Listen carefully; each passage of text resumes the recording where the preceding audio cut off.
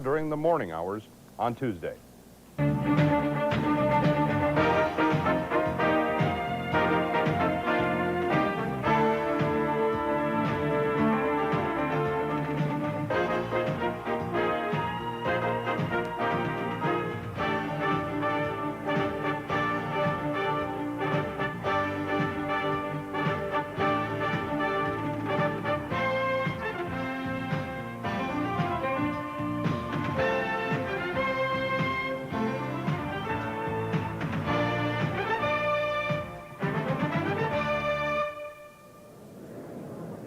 You're looking at the grand ballroom of the Marriott Marquis Hotel in New York City, just a shade away from Times Square in the Big Apple, where in less than 1 minute, National Football League Commissioner Pete Rozelle will step to the podium and kick off the 1986 National Football League Collegiate Player Draft. Hi, everyone, and welcome to ESPN's 7th consecutive year of coverage of the National Football League Collegiate Player Draft. I'm George Graham. We're going to be here for the next 8 hours to keep you up to date on what's happening with the NFL Draft of 1986. The first pick in this draft belongs to the Tampa Bay Buccaneers. And when Commissioner Rozelle steps up in just a couple of seconds to update us on that first pick, the question is, who will they select? The big discussion has been, of course, Bo Jackson, the Heisman Trophy winner of 1986. The Tampa Bay Buccaneers, for the 5th time in the last 11 years, have the first pick, and the commissioner with that selection.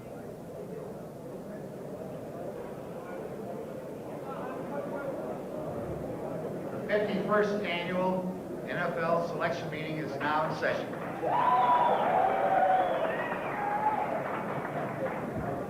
First choice, first round, Tampa Bay Buccaneers.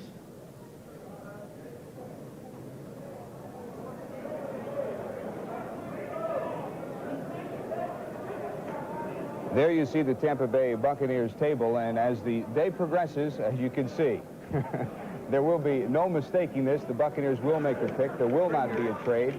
And Paul Zimmerman of Sports Illustrated, who joins us for the 7th consecutive year, there has been a lot of talk about a possible trade, but it appears they're going with Bo Jackson. Yeah, that was the talk a month ago. Our spies saw Jackson at Gallagher's last night eating fish, so that's kind of suspicious. I mean, fish at Gallagher's, that's like beer at Robert Mondavi's. The Tampa Bay Bucks and the #1 pick have had a strange relationship. In '77, they could have taken Tony Dorsett. They didn't. In '78, they traded away their pick, which eventually was Earl Campbell. And here is the commissioner. Tampa Bay, the Buccaneers select first choice on the first round.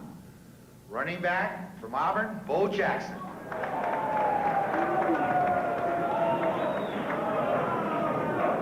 The Heisman Trophy winner, Bo Jackson from Auburn, and you can hear the crowd here at the Marriott Marquis Hotel. During the course of our coverage for the next 8 hours, Bob Lee and Paul McGuire will be filling us in on these athletes that are selected and their credentials. Let's go to Bob. Well, George, the big question certainly with Bo Jackson is the football, baseball question. Paul McGuire, we will be, of course, the next 8 hours looking at these players, plugging into their teams, looking at their college careers, and also looking at the way they are assessed. Bo Jackson's been called the best we have seen in the last number of years, better than Eric Dickerson. Well, we had an opportunity, ESPN, to do college football and do Bo Jackson since he was a sophomore, Bob, and the guy is just an outstanding football player, and they say he's better than O.J. Simpson was at that time. But I think the funny thing about Bo is he's not committing himself to anything, because the first thing he said, I will not make a decision until June, until the draft of baseball. And the question is, can someone say, okay, Bo, you're going to play baseball, but you're going to play in the majors right away? And I think that would be the biggest decision for him. We'll be talking more about that baseball-football question throughout the day, but he is the center of attention because of the baseball and the football question, and also because he is the consensus and has been the #1 pick. Pressure in the National Football League. Can he handle it? Well, I don't let pressure get to me, and besides, once I leave Auburn, what I do after that, it becomes a job, so I'll have to put up with it. Bo Jackson out of Auburn, the superlatives Paul McGuire just come left and right, and there were some questions at one point, and even in Zim's product, SI, a question about his durability, whether he took himself out of games. That's the way Auburn players are coached, though. You know, doing the games many times we did, and having the opportunity to talk to Pat Dye, it's the option for every single one of his players, Bob, is they have that option. If they feel that they're not 100%, then they're allowed to take themselves out of the ball game. And when he's the only one that knew how good, how well he was during the course of a ball game. And if he wasn't 100%, they had people behind him that weren't that bad. He showed us in the Cotton Bowl as well he can catch the football, and we know certainly from watching him all year on ESPN, he certainly can run the football. We will be grading out our players throughout the day on a combination of numbers. Those are the numbers that he racked up on the field, 17 touchdowns this year. And based on a variety of scouting reports, we'll be putting these players into perspective based on a 20-point system. But Bo Jackson, the #1 selection from Tampa Bay, and of course we're waiting now to see what Atlanta does with Houston. Chris Berman is with us, along with Howard Balzer of the Sporting News, and we talked about rating the players. Chris, we've got the big board. We'll see how quickly they fall off that board. All right, Robert, thank you very much. We are, yes, in front of the big board. It's kind of the way the various teams set up everything in their war room, Howard Balzer. They without regard to position, behind you can see some of the names. We have put together the top 60-odd players.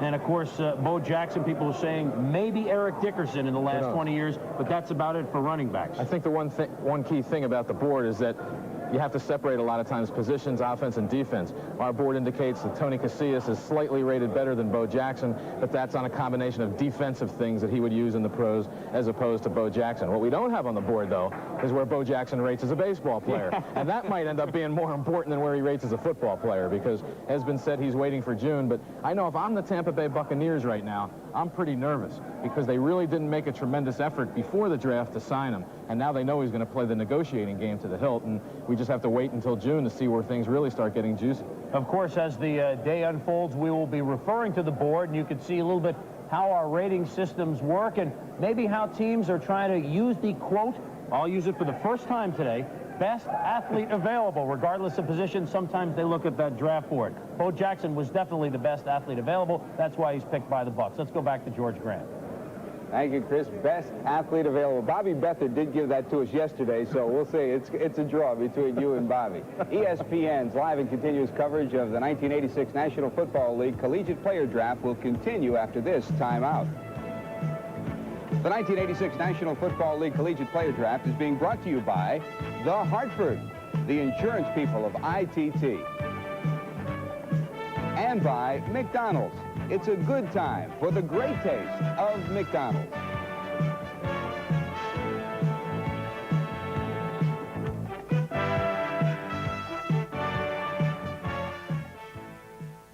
To Adventures in Insurance. Today we're with a man in the fast food business. What kind of food do you serve, sir? Toast and thick shakes. I feature white, whole wheat, rye, or pumpernickel, buttered on the near or far side. You have insurance? So works. Plus an installment plan that lets me pay premiums monthly, quarterly, or semi-annually without interest charges from the Hartford. All company with the moose. It's a stag. By the way, what kind of thick shakes do you offer? Prone. Year after year, you'll like doing business with the Hartford, the insurance people of ITT.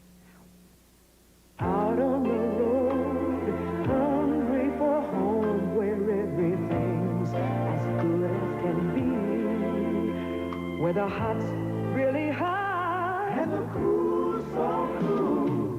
We're going home with Mickey LT. Stop, stop, first traveling, singing our song. Stop, stop, for the best benefits home. It's a good time for the break day. Yeah, yeah. With BLT, you sing our song. SimCorp Sports and Celebrity Management. The professionals for the professional. Player representation, financial planning, product endorsement. The first pick in the draft. When your number is called, call this number. Welcome back to ESPN's coverage of the 1986 National Football League Collegiate Player Draft. We are waiting on the second pick of the draft. The Atlanta Falcons, who finished 4-12 last year. It is expected that they will select Tony Casillas. As it stands right now, one of the finest linemen in the country this year. During the course of the day, we'll be checking in with our Sports Look studio. On the West Coast, Roy Firestone is standing by with Mel Kiper. Okay, George, thank you very much. And you have to get up pretty early in the morning to stay with this ESPN crew, I'll tell you that. As a matter of fact, it's 10 after 5 in the West Coast in the morning. Mel Kiper is standing by with us. We saw, of course, Bo Jackson picked right away. No surprise there, certainly. But one of the top picks in the top 5 that you selected is John Hanna to Alabama. And one of the things that is intriguing is that you said he's failed many physicals early on in the scouting systems, It right? really has, Roy, and that's the problem as far as Houston was concerned. You know, now they're probably forced to either draft Jim Everett or trade the selection. Of course, they were interested in John Hand at one time. He failed their physical. Of course, now the Indianapolis Colts are sitting there. They traded up to get that selection, hopefully to get Jim Everett. Now they traded for Hogaboom yesterday, swapped second-round selections with Dallas. They're in a position now where they may go for John Hand. Of course, Chuck Long's also a possibility. But I don't know if they realize that Hand has been failing physicals right and left because of a knee injury he sustained at the East-West Shrine game. Of course, we're going to be talking about a number of the issues involving the NFL draft. We'll also be talking live to a number of players, existing players in the National Football League, including Howie Long of the Los Angeles Raiders, Mike Haynes as well. We'll be talking also about the issues and updating you on what's going on in the West Coast version. Reporting live from Los Angeles, where it's 10 after 5. Back to George in New York. George? Good morning, and we'll be following the story from the West Coast all day long as we continue our coverage of the '86 draft. Zim, the Atlanta Falcons, Tony Casillas, could be the keynote to a switch of their defensive philosophy this year. Yeah, he could be, but right now, that pick wasn't announced right away, which means that they're on the phone to somebody. They're probably getting better offers right now than they've gotten for the last month or so. The longer they wait, the closer they are to a trade. I thought they just announced it right away, Casillas, but now it looks like there's some action. There has been a lot of talk on this whole first round about the possibility of trade. It has not started with the Atlanta Falcons. Most of it started with the third pick in Houston. If it happens now, what kind of an effect could that have on the rest of this round? Well, Houston loves to be in this driver's seat. I mean, they've played this game before, the wheeling and dealing game.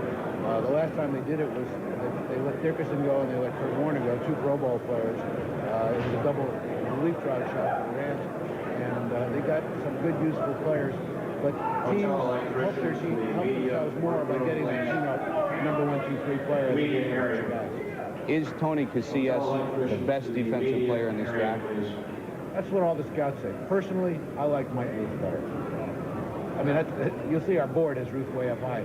That's not my doing. And everybody, I'm the only person in the world who likes Mike Ruth better than Tony Casillas, but I love him. Bob Lee and Paul McGuire, how do you evaluate a player like Tony Casillas? Well, Casillas, all the notoriety, I lost a little bit of time. And we're talking about the evaluation and big board back and forth. And, of course, Atlanta with Casillas and then Houston. And just talk about Houston just for a second. For those that might think that Houston was finished with quarterbacks, we went longer than that about this one. Just because they traded for Hogaboom doesn't mean that Jim Everett isn't going to go to Indianapolis, I should say, because Hogaboom went to Indy. So Houston might be blowing a little bit of smoke. I think this has all been a smokescreen by Houston to say, okay, Indy, we want to trade. If you want to trade down to the pick, but you do want Everett, and I think Indianapolis is still going to take Everett if he's there, even though they did get Hogaboom.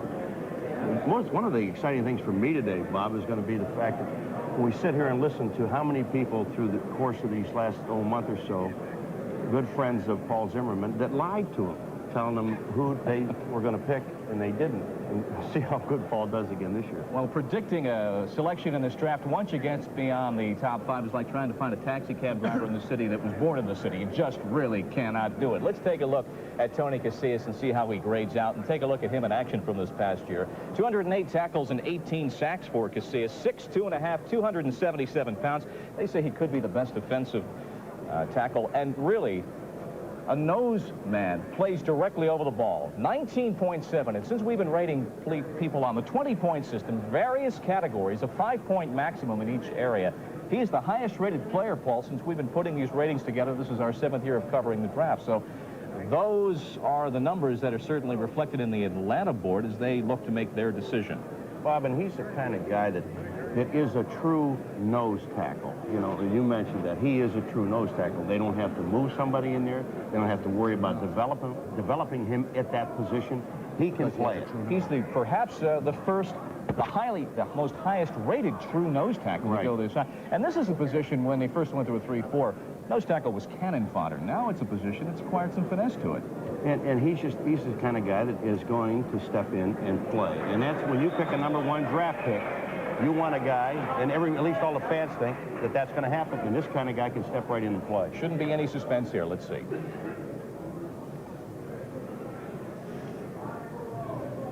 Run for it. Atlanta Falcons, first choice. Tony Casillas, nose tackle, Oklahoma. So Casillas. Houston Oilers. is the number 2 selection overall in the draft with Atlanta. Now the clock is ticking on Houston. They have 15 minutes to make their move. Whether it will be a trade, whether it will be a selection to be followed by Indianapolis, we will see. Our 7th consecutive year of live coverage of the National Football League draft continues.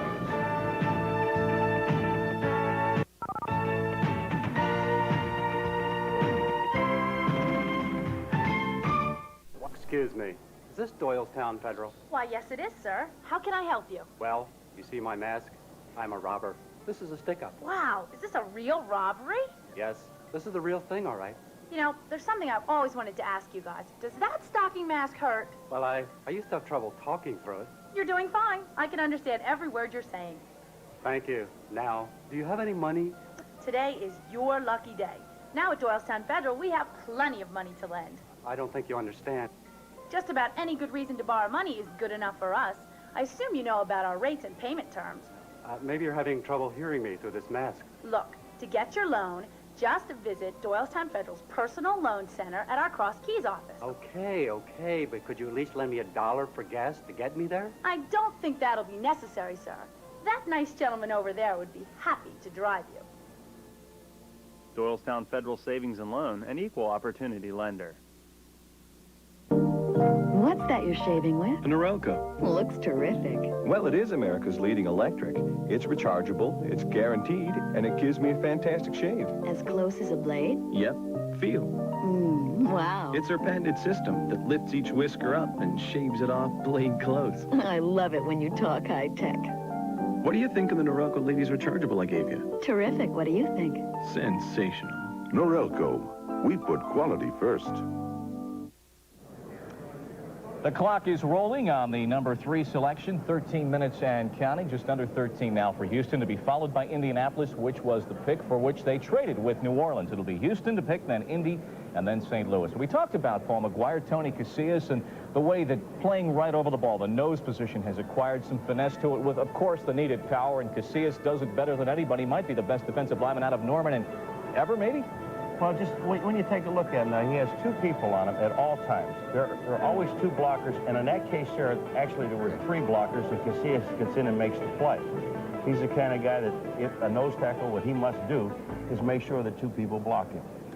19.7 on our 20-point system in the various categories, the highest-rated player ever. So Jackson to Tampa Bay, Casillas to Atlanta. Now we wait to see George Grand what Houston will do and whether we'll have a surprise or a first trade of draft day. Sim, when you look at the Houston Oilers, they were the next to last defensive team in the league, so they need defense. But can they pass up Jim Everett at this stage? Lad Herzig has really played it down the middle, as he usually does. Yeah, the defense they needed was a nose guard. That's what they wanted. They wanted Casillas. I think they felt he'd be gone.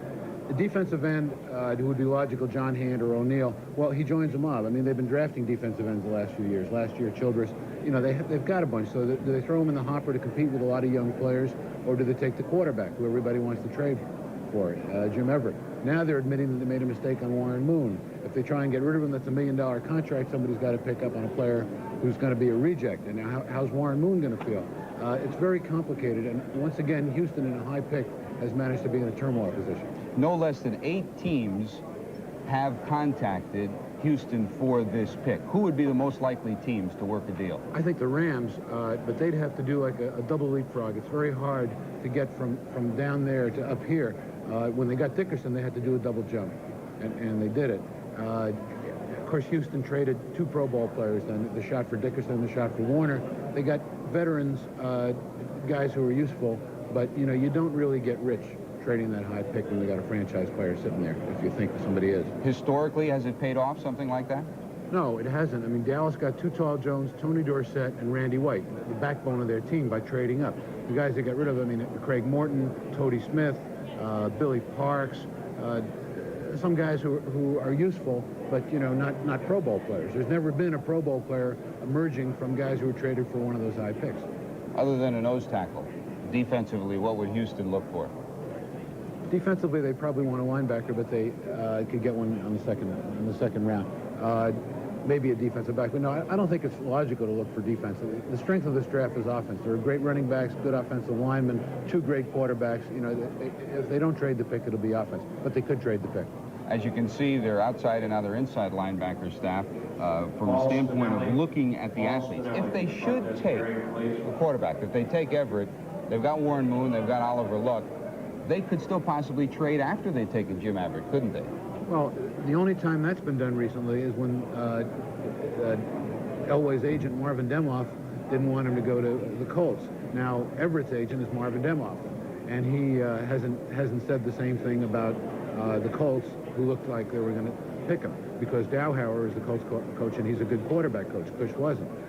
Now, how they'll feel about Everett going to Houston, well, maybe they'll say we won't go, and so they'll have to trade him. I don't know. It gets complicated. Well, during the course of this day, as we continue to keep you up to date on the National Football League Collegiate Player Draft, we're going to be taking a look at some of the teams that have not done as well in the draft with the premium picks over the years. Chris Berman takes a look back. Draft in the blue chip rounds or the first and second rounds. Take the AFC East clubs, the Colts and the Bills. The Colts haven't been to the playoffs at all in the 80s, and the Bills have managed to win only 12 games since Chuck Knox shuffled off from Buffalo to the Kingdom. Between them, these two teams have exercised a total of 35 blue chip selections, but have only 3 Pro Bowl players to show for their collective efforts. At the same time, AFC East rivals the Dolphins and the Patriots have utilized a combined total of 28 blue chip choices that have produced 8 Pro Bowl participants in the same 6 drafts. Now, the Colts and the Bills have made their mistakes in bunches. The Colts drafted Art Schlichter and John Elway, only to wind up with Mike Pagel at quarterback. The Bills drafted Jim Kelly and passed up the chance to take Bernie Kosar, and their starting quarterback now is Bruce Matheson. I think Buffalo's in a great position now to take what they're going to get what they want, which is a receiver or a defensive back. You know, they can't throw the ball and they can't catch the ball, so they had a shot at Kosar, they passed it up. Had a shot at the best receiver, they passed it up. You know, I don't know how these people think you build a team. Let's go back to the commission. Has signed quarterback Burt Jones and traded him to Los Angeles for the Rams' first choice in this draft, which is the upcoming choice, the 4th pick in the first round, and the Rams' second choice in this draft. So Burt Jones is traded by the Colts to Los Angeles. The Colts now pick on the first round choice of the Rams. Baltimore Colts select in the Rams spot on the first round quarterback Art Schlichter of Ohio State. The Colts couldn't make up their minds between Schlichter or Jim McMahon until the day of the draft. Owner Bob Irsay thought of Schlichter as the better prospect. It was a gamble that backfired in more ways than one. All right, on the last pick of the first round, selection by the Buffalo Bills, Booker Moore, running back, Penn State. I still, you know, James Wilder, I thought of Missouri, here's a guy, what, 6'2", 225, as opposed to Booker Moore, who is 5'10", 205. Now, they've got a fullback, Curtis Brown, that's that same height now. Picking in place of Denver, Buffalo selects Perry Tuttle, wide receiver, Clemson. The Bills actually traded up to draft Tuttle ahead of Mike Quick, whom the Eagles were forced to settle for. Tuttle, a teammate of Dwight Clark's at Clemson, was another overdue Bill, while Quick went all the way to the Pro Bowl. Baltimore selects as the first choice in the draft quarterback John Elway of Stanford. Buffalo selects quarterback Jim Kelly, Miami of Florida. Of course, neither Elway nor Kelly wound up playing for either team that originally drafted them. Elway has taken the Broncos to the playoffs twice, while Kelly gambled on the USFL in Houston, and along with Herschel Walker will spend this fall marching the Generals down the field. Of course, the fans in Buffalo are wondering when they'll ever get to see Jim Kelly, except here on ESPN. As for the fans in Baltimore, they don't have to worry anymore. It's Indianapolis's problem as they watch their Colts decide at quarterback between the incumbent Mike Pagel or newly acquired Gary Hogeboom. Of course, when we talk trade, the fact that the Colts picked up Gary Hogeboom yesterday, does that take them out of the sweepstakes for Jim Everett, or you think there's still going to be a possibility that they're interested? I don't know. I'm trying to get caught up here. I'm writing down Burt Jones. Oilers select first on the first You're coming round. a little too fast for us. Let's go to the Third commission. on the first round. Quarterback, Purdue, Jim Everett.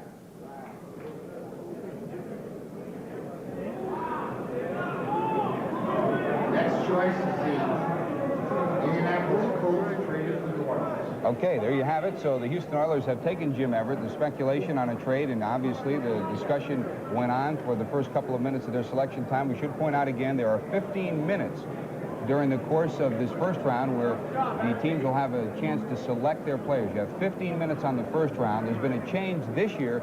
The second round is only 10 minutes. Then after that, each round will be 5 minutes. We are waiting on the Indianapolis Colts selection. We'll be back with ESPN's coverage of the draft after this.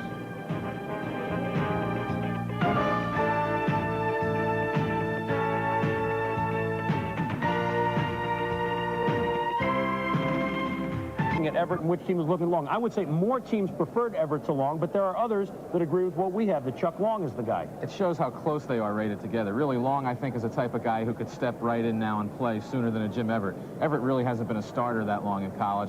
He still has to develop some things down the road. That might be a reason that Houston decided to go with him. They have Warren Moon. He's no youngster. He's 30 years old. Yes, he has 2 years left on his contract, but if Everett can come along, then, hey, you got to try to improve your team no matter what you're paying the guys you have now. And I think if you ask 28 personnel guys in the NFL to pick one or the other, half might take Everett, half might take Long. About Warren Moon, now what do they do with Everett and Moon? Now, I don't know whether they think Everett can step right in and play, but we do know this. If Warren Moon signed that big contract coming down from Canada, a good deal of the money, more than most people think, was up front. So that as far as a trade goes, it's not as if they were to trade Warren Moon, they're not peddling a guy that's earning $1 million a year. It's not going to be as tough. His salary is probably in the $400,000 range. I don't think Warren Moon's going to be traded. If they've drafted, if they're committed to Jim Everett as their future quarterback, then they will stay with him, Warren Moon will play, and they'll bring Everett along. If they wanted a quarterback who was going to play right away, they might have taken Chuck Long rather than Warren Moon. I think the interesting thing now is with the Colts up, is they made a trade, of course, about 10 days ago to get into position, apparently, to try and draft Jim Everett, never thinking that Houston might do that. Don't be surprised if the Colts turn around and now try to trade back down and maybe recoup that third-round pick, because Chuck Long could be the Boomer Esiason of this draft. If he starts lasting a little bit and teams start going for other positions, he could start lasting longer than people think. But the Colts now are in pretty good position to maybe make a trade, as is St. Louis coming up next. Maybe very quietly, the guy the Colts wanted all along was John Hand. We will see. Bob Lee, what do you think? Oh, I think that the Colts certainly are in disarray. They traded up the fourth, ostensibly to get a quarterback. And ostensibly thinking that Everett out of Purdue would put some fannies in the seats at the Hoosier Dome. And he is not available because he has been selected by Houston as a number 3 selection. We're waiting on Indianapolis' selection. But Jim Everett, starting as a backup to Scott Campbell, really came on his junior year. This past year with his 5th year with the Boilermakers. They say, Paul, maybe he's a little bit of a sidearm quarterback, but he was the top man coveted at quarterback. Big, strong, he can run with the ball. We did this the Pittsburgh game, and he has a chance for a 2-point play at the last play of the ball game and underthrows the receiver, Bob, in this particular game. It was their first game of the season in Pittsburgh. And the thing about it is that it didn't bother him that much. He comes back and plays so well all year long. He's the kind of guy that if he throws a bad pass, okay, let's get on with it. And you got to love his attitude. Jim Everett out of Purdue, selected by Houston. You think, is Indy going to turn around and trade back down? I mean, if you run a deal in 17-9 with the arm, the release, the agility, and the ability to read defenses on a 5.0 scale in each category, Jim Everett rates out to his 17.9. And on the big board right now at quarterback, in the quarterback selection, Long is our top-rated quarterback. Everett number 2, but Everett the first selection. Colts going to trade back there? I can't see that. I don't either. I think because I've been 3 for 3 so far.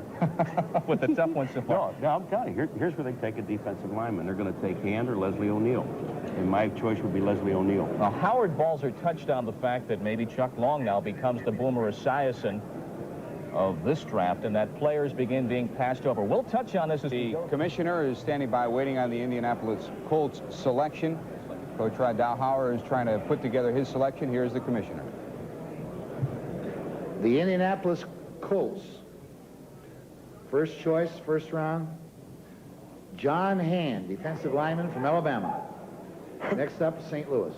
Well, that answers the question as far as the Colts go. Will it be offense or will it be defense? It is John Hand, one of the highest rated defensive players in the draft. Let's go back to Chris and Bo Jackson now.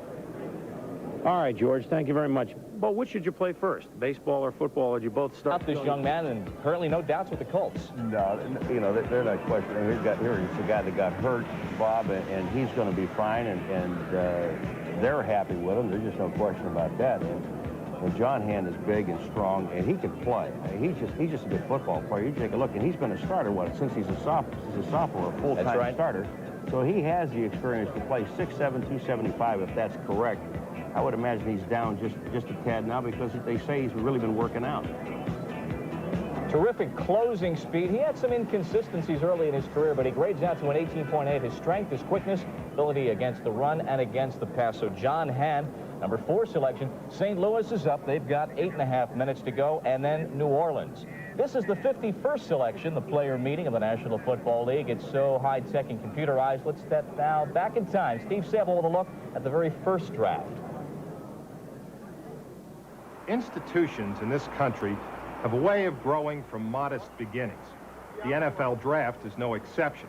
Now, you might be wondering what Robinson's luggage has to do with the draft. Well, this is the old site of the Ritz-Carlton Hotel in Philadelphia, and it was here in 1936 that the very first college draft was held.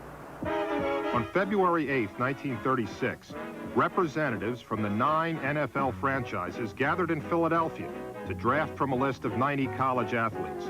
The Bears picked first and took Heisman Trophy winner Jay Berwanger from the University of Chicago. But the economics of the game were different in those days. Can you imagine a Billy Sims or a John Elway telling their team, "Thanks for picking me number 1, but I'm going to quit football and go into the rubber business instead"? Well, that's what Berwanger told the Bears. I was the first draft choice because that's the first year they had the draft. And I asked George Hallis for $25,000 for 2 years. This was way out of their range. They were paying $100 a game and so forth. And it would have been worthwhile for me to play if I'd have gotten that money. Otherwise, I wanted to go to work and get started in business and wind up doing more or less what I'm doing today. Berwanger did achieve one form of immortality, however. His likeness became the model for the Heisman Trophy. And a fine trophy that is. Of course, we've come a long way since those days of the NFL draft, Howard Balzer. The St. Louis Cardinals, a team in the Sporting News' hometown, might they make a trade down? What do you think? The Cardinals are one of the hardest teams to judge in the NFL. The thing that really got things cooking was 2 weeks ago about when they let it be known that they had Chuck Long in for a workout. So, of course, everyone says, new coach Gene Stallings is unhappy with Neil Lomax. They're going to trade Lomax. They're going to pick Long. I think it was just, again, one of those smoke screens to get other teams to think they were interested in Long so they can trade down, because they could trade from 5 to, let's say, 15 or 20 someplace in the first round, get just as good a player, and save money. And I think that's one of the factors that the Cardinals take into account when they're drafting. I wonder whether Gene Stallings, being the Cowboy assistant, would do business with the Cowboys. We know the Cowboys just a couple of days ago had Chuck Long in for a final look. But then again, they're in the same division, and it's tough doing business here. The pick is coming up, so rather than ask the question, I guess we ought to wait about 10 seconds and take a look at what the Cardinals are going to do. They didn't take their whole 15 minutes, which is something of a surprise. They're looking at the name. It might be Joswiak or an offensive lineman. St. Louis Cardinals, first choice. Or Leslie O'Neal. Anthony Bell, linebacker, Michigan State. They pulled one out of the air. That's the St. Louis Cardinals. And they are looking for linebacking help. Stallings has said they're going to the 3-4 defense away from the 4-3 they played a few years ago for the last few years under Floyd Peters. But Anthony Bell, I don't think he's worthy of the 5th pick in the draft. They probably think they can get him maybe a little cheaper than some other players, but that's a real reach, I think. So it didn't take long for us to have our first real surprise of the draft. Anthony Bell, 5th pick, going to the Cardinals. George Grant. Thank you, Chris. The 6th pick will be coming up next. That is the New Orleans Saints. Anthony Bell, your reaction? Well, my reaction is stunned disbelief. I know that's one of the positions Gene Stallings talked about needing. He's a defensive coach. I thought he'd go defensive line. I thought John Hand, if he were available.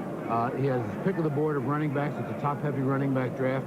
Top-heavy offensive line draft. No running backs drafted, no offensive lineman draft. Chris Berman came up with our first best athlete. Paul Zimmerman comes up with our first stunned disbelief of this 1986 draft. We'll be back with more of the draft as we're waiting on... Here, the big surprise so far in the first round of the NFL draft is Anthony Bell, outside linebacker, Michigan State. A big surprise to Mel Kiper for sure. You had him rated 10th, the 10th best outside linebacker. In fact, you said he is a bit an overachiever, but a bit overrated. In fact, you didn't expect him to go in the first round at all. No, it did not. And the only logical reason I can see why St. Louis might have chosen a player is because he fills a position of need, outside linebacker. St. Louis is switching from the 4-3 to the 3-4 this year with Gene Stallings, of course, coming in. But basically, I thought Bell would be a third-round choice, and I thought he was even overrated at that point. In fact, I had him rated listed as the most overrated player in the entire draft, mainly because he's 6'3", 230, runs under 4'6", benches 450, has good intelligence. The coaches at Michigan State are touting him to be as good as Carl Banks. No way, in my estimation, or in my opinion. I just don't think he is a great football player. And, of course, to draft a kid this high, you'd have to think he would be. In fact, they could have traded down and still got Anthony Bell. And, you know, Cincinnati, from what I've become aware of lately, had Bell rated as one of their top outside linebackers. Of course, he could prove us wrong. That's very important. Well, that could happen, but basically, like I say, they could have traded down and still got Bell. And with other players on the board of top quality, I don't know how you could reach for a kid who probably would have been a second or third round draft choice. All right, let's discuss for a few moments the issue of need. Houston obviously, or it doesn't seem like, they need a quarterback as their first pick. They pick up Jim Everett. The possibility still exists that they could make a trade, and you think the Raiders could be involved with that trade? Well, in previous years, everybody in the world thought the Raiders had a quarterback problem except the Raiders. This year, I think they know that they have a quarterback problem. Plunk is coming off the injury. He's at the end of his career. He's a question mark. Rusty Hilger, their sixth-round pick, inexperienced, untested. You can't go into the season with Rusty Hilger. Of course, Mark Wilson's still there, and there were rumors about a trade. I would expect a possibility here to be that either Moon or Everett would go to the Raiders. Now, not necessarily today or tomorrow, just like the Colts when they drafted Elway, traded him several weeks later. Right. It may happen here. I'm sure the Raiders are now talking with Houston about a possibility of acquiring Warren Moon. One other variable I do want to mention, in the scouting system, the issue of drug testing is something like 57 players tested positive. Out of a possible close to 400 players tested positive for drugs. How many of those drugs were the so-called dangerous drugs like cocaine? Only 3 players were tested positive for cocaine, one of which was a late-round choice. There's only really 2 players affected, and, of course, they will be affected, probably drop down significantly in this draft. The other players, I don't think it will affect at all. I'll monitor that, and I'll check with you, as the draft progresses and let you know how those players are going. I won't mention names, but I'll give you an idea as to if the draft has been affected at all by that testing. I don't think it will be. We're looking for football players, not choir boys. The other issue, of course, is only 57 players out of a possible almost 400, as I said before. The other thing I do want to mention is that the other drugs involved, the marijuana, which is, depending upon how you look at it, may or may not be a dangerous drug, and morphine tested positive, but that was because of previous surgery with a couple of other players. Exactly. Recent surgery tested positive for morphine. That's why I think the list at 57 was blown way out of proportion. And only 54 were, like I say, for the marijuana. Not a serious, even though nobody condones drug use. But 54 out of 57 were for marijuana, only 3 for cocaine, and the 2 players will definitely be affected. There's no doubt about that. Obviously, the Colts were looking for Jimmy Everett, Purdue, hometown boy, essentially, backyard boy. They didn't get him. They didn't go with Chuck Long. Obviously, there was a big disappointment. It would seem like that they didn't get Everett, right? I would hope so in Indianapolis because of the fact that they traded up with the intention of getting Everett. He's Rod Dowhauer's kind of quarterback. He has that mobility and that athletic ability to move that pocket. He has that strong arm. Of course, the Chuck Long's more of a control-type passer. He's better to go to a team that uses an offense similar to the 49ers. Where he'll slide to, it's interesting. Minnesota still may be able to get him, and they had talked trade earlier in the week. So they can sit right where they are and still probably be able to get a Chuck Long. Okay. Mel Kiper, thank you very much. We're going to go back to New York now and George Grant. George? Could those please be returned?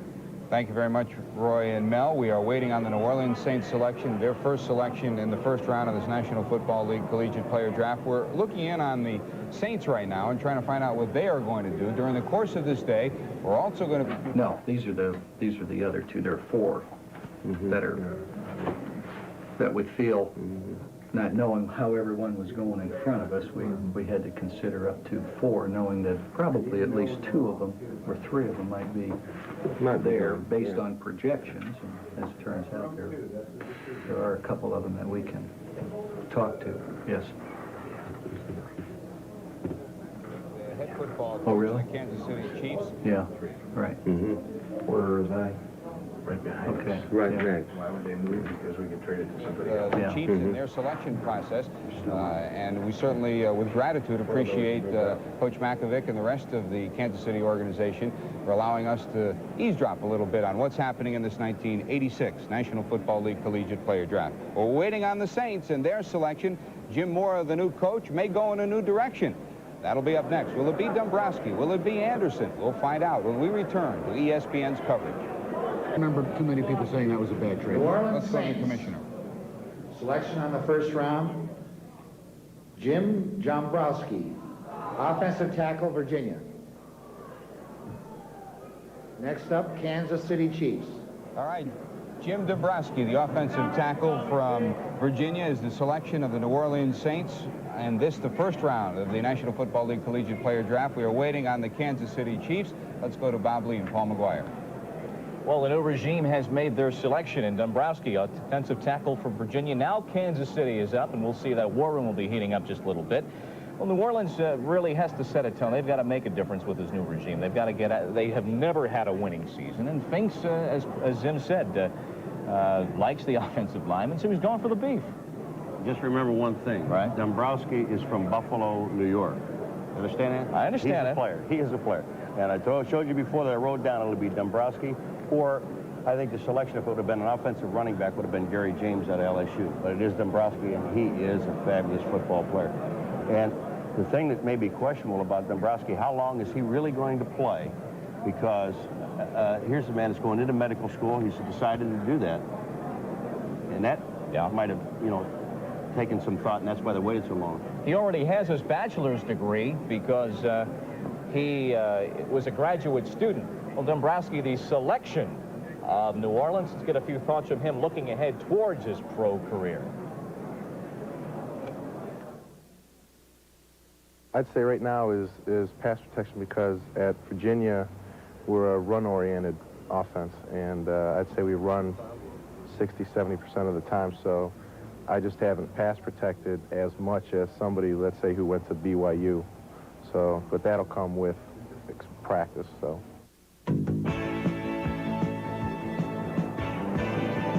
Jim Dombrowski, he's from Buffalo, Paul. He's probably the highest drafted player who was a hockey goalie in high school. This man's played ice hockey, but he's going on to med school possibly. Already has his bachelor's degree, wants to be an orthopedic surgeon. Outstanding footwork for this young man who is 300 pounds. He's an excellent pass blocker. He is not, I don't think, the best drive blocker in college football. I think the best drive blocker in college football would be Doug Williams at Texas A&M. But as a pass blocker, he is excellent.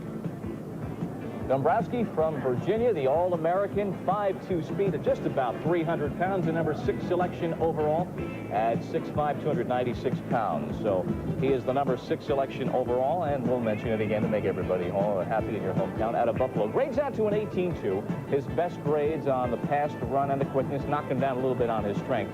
Where are the trades we have been expecting so far, Paul McGuire? Trade. We haven't seen. We saw one yesterday for Hogaboom. Indianapolis did not trade back down. New Orleans, this is the position they selected Dombrowski, having traded down to 6th. Nobody's made a deal yet. Well, there are only a couple other teams that really want to trade. The trades now want to be down. Right. Not up, which I think is interesting. But, we're looking at Kansas City. Kansas City is a team that's going to, first of all, defense. We're looking at defense. And but all those running backs are there. And this is where they may take another running back, even though they had the first selection last year as a running back. Oh, we checked in the Kansas City War Room. We'll be back there from time to time. They are the next selection. They have 11.5 minutes to go. We are early in round 1. KC to be followed by Minnesota, then Pittsburgh. We'll return to the Marriott Marquis in New York after this.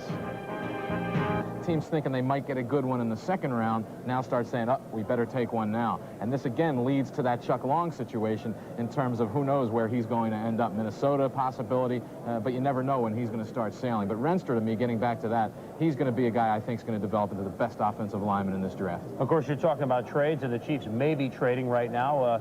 We will find out in about 8 minutes. There was a question that they might peddle Bill Kenny. Now, they could pick Chuck Long, Of course, they also have Blackledge sitting right there, so maybe long won't be a factor for the Kansas City Chiefs. But there was rumor that Kenny might go. Of course, he's damaged goods a little bit. He had a bad back last year. Yeah, he had a lot of injuries last year. And there was a rumor about him being traded to Buffalo for Joe Cribbs. We could see a lot of these trades start to develop later in the draft when teams have picked their players, and now maybe a team that was considering a running back doesn't get one, and they say, well, we might be interested in Joe Cribbs. The Chiefs, I think, are in a quandary right now because they liked Hand very much. I don't know if they have Leslie O'Neal rated that highly. I think they might be looking at offensive line, but I think what they're saying right now is we can get just as good a player if we draft down a little more. But, of course, other teams know that, and they're not going to give them what the Chiefs want. So I think they might surprise a little and go for the offensive line if they don't make the trade. We haven't seen those trades of positions yet because maybe when the offensive linemen start to go, the teams at the bottom that want them, like the Jets, etc., may make some trades. Let's go back to George Grant. Let's pick up on that discussion. You talk about the running back situation with Kansas City. Horton and Hurd, they still are missing one part of that puzzle to put together a strong running backfield. Well, you have a running back core that with no runner who averaged 4 yards a crack, and I remember we went long statistical periods with nobody hitting 100 yards for them. Of course, there's an offensive line problem. So what he can do for their community. And I guarantee you that you're going to see the ones that are in drugs that they know about, that are projected as #1 draft picks, will not be taken.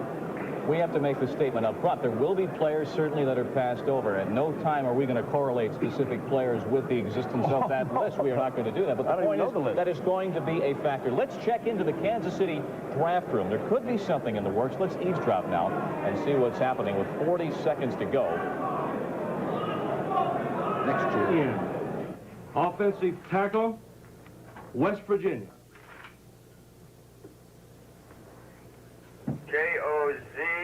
Joziwiak, first name Brian, B-R-I-A-N, offensive tackle, West Virginia University. Take it up. Got it. All right.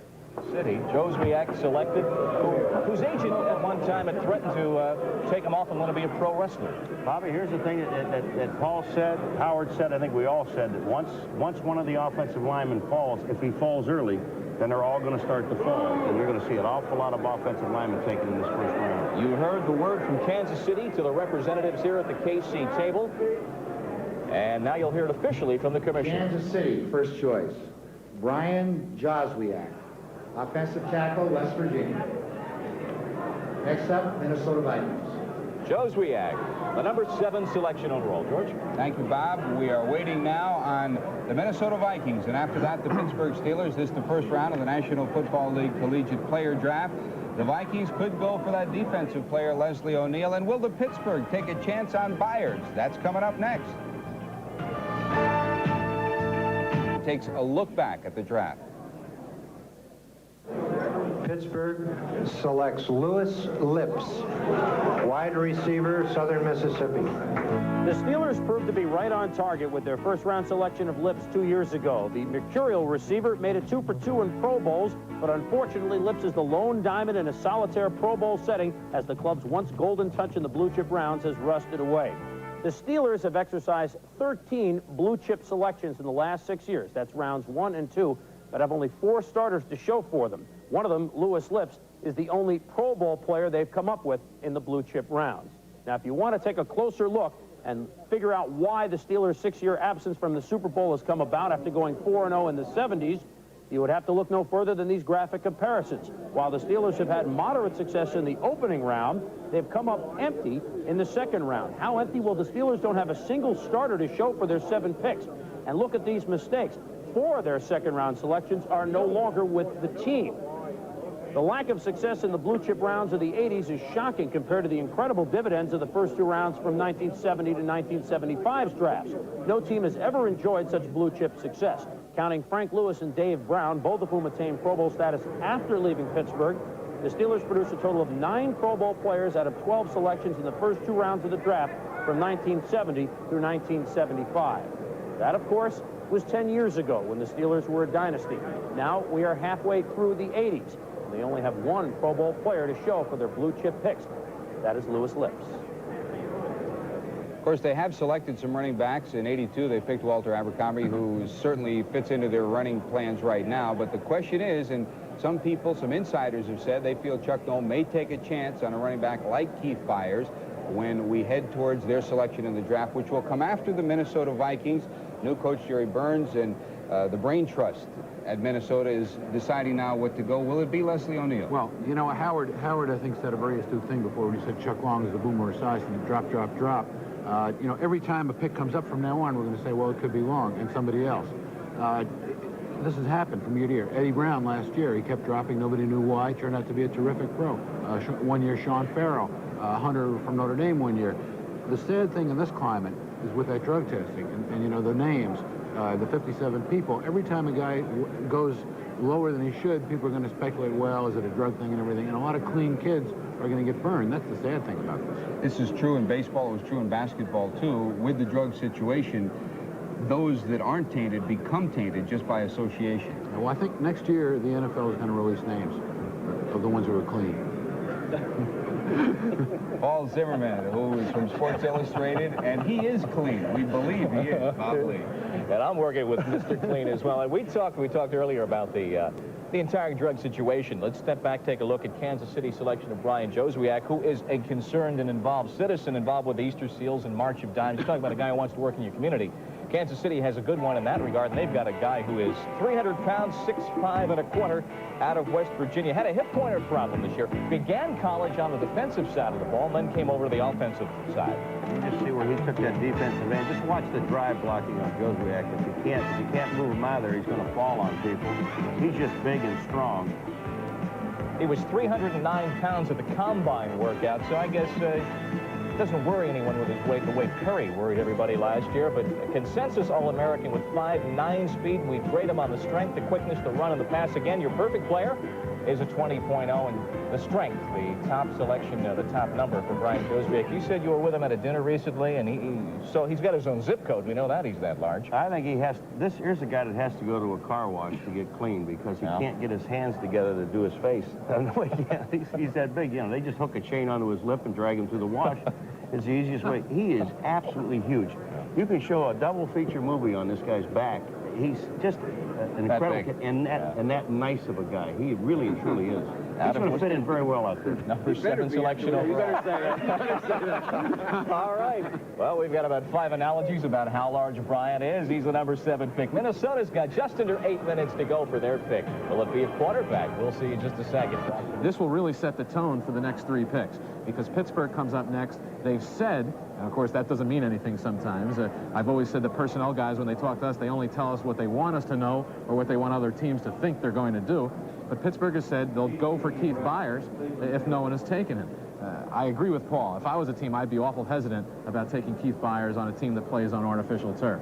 But if Byers lasts past Pittsburgh, then you have Philadelphia sitting there. I think the 49ers are a candidate to trade into Philadelphia's spot. They've talked a lot about Matt Cavanaugh in recent weeks.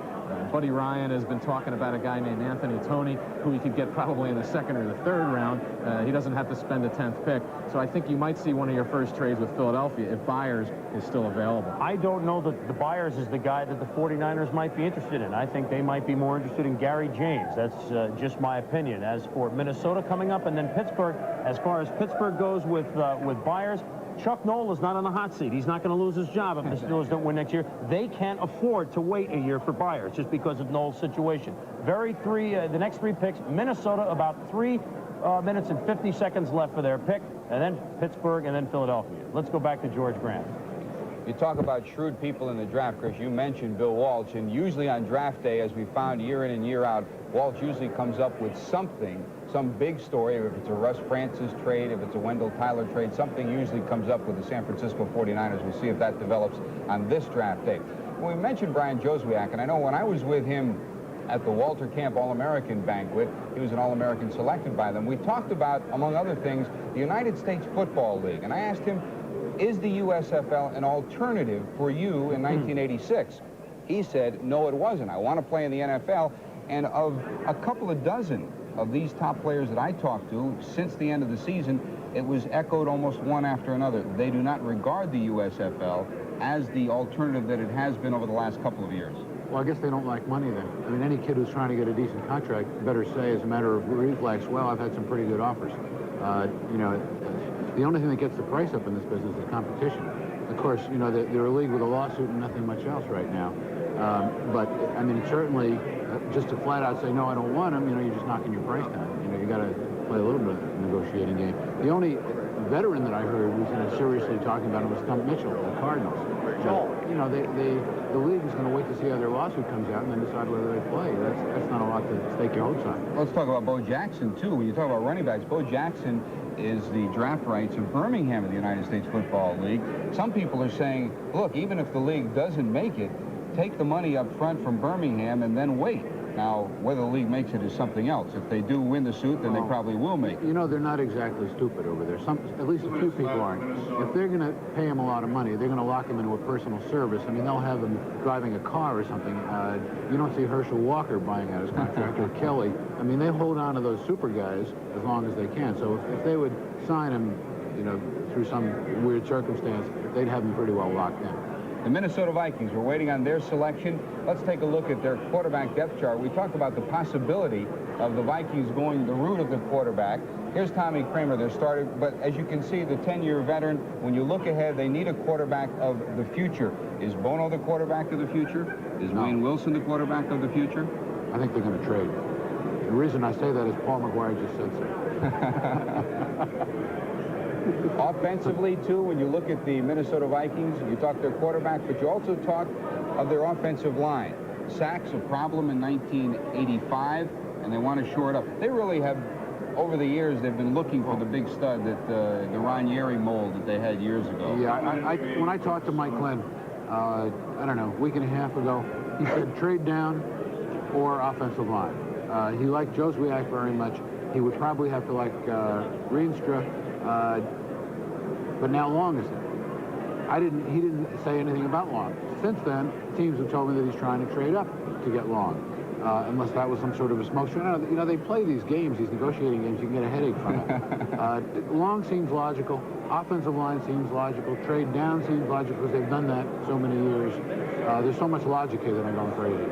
We're waiting on the selection of the Minnesota Vikings. This is the first pick. After the Vikings will come the Pittsburgh Steelers and then the Philadelphia Eagles, remember, with their new coach, Buddy Ryan. So very easily there could be some further activity coming up. Trade possibility, they've talked about the possibility of San Diego being involved in a trade. As the clock winds down, let's go to the commissioner. That's Jan Van Duzer with him. Here's Jan Van Duzer. San Diego and Minnesota have completed a trade. San Diego has made a selection. San Diego has traded Green Bay's first-round selection in this draft and San Diego's second in this draft to Minnesota for Minnesota's first and third in this draft. San Diego selects defensive end Leslie O'Neal from Oklahoma State.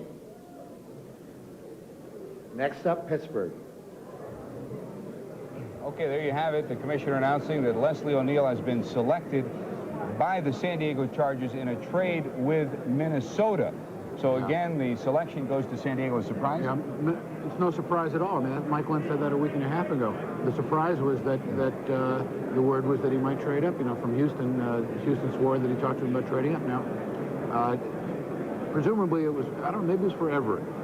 Trading down is their history. You know, they save money that way. They figure, well, one player is pretty much like another. You know, it's kind of a defeatist type philosophy. What will Leslie O'Neal do for the San Diego Chargers? We'll investigate that when ESPN's live and continuous coverage of the 1986 NFL Draft will continue. When we're back, we'll go to Sports Look and Roy Firestone.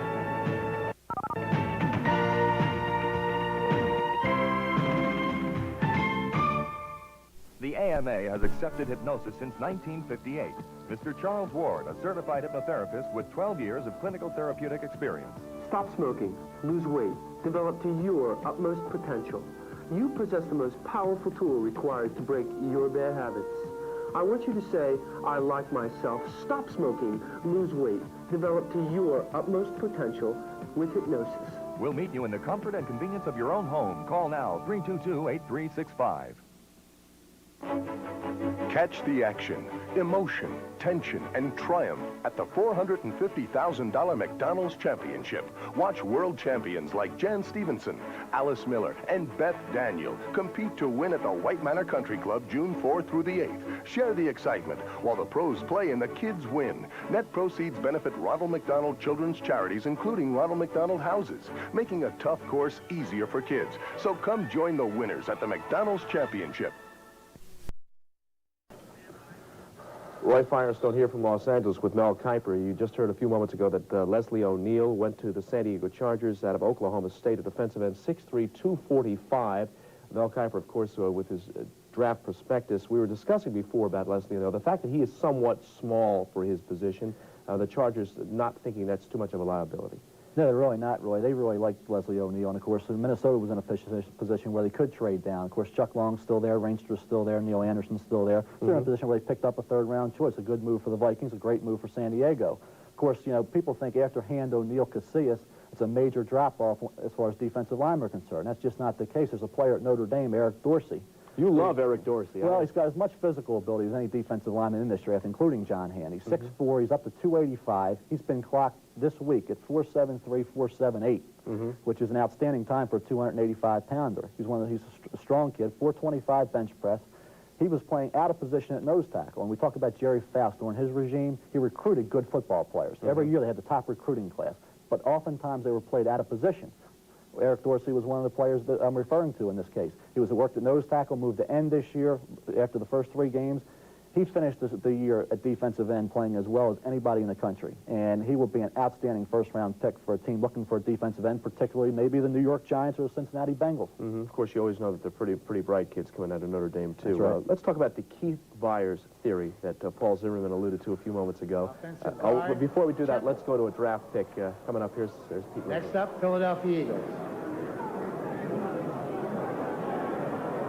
Back at the Marriott Marquis Hotel Ballroom, Commissioner Pete Rozelle has just selected the Pittsburgh Steelers selection here in the first round. John Renstra, a guard from Temple, selected by the Pittsburgh Steelers. So they did not select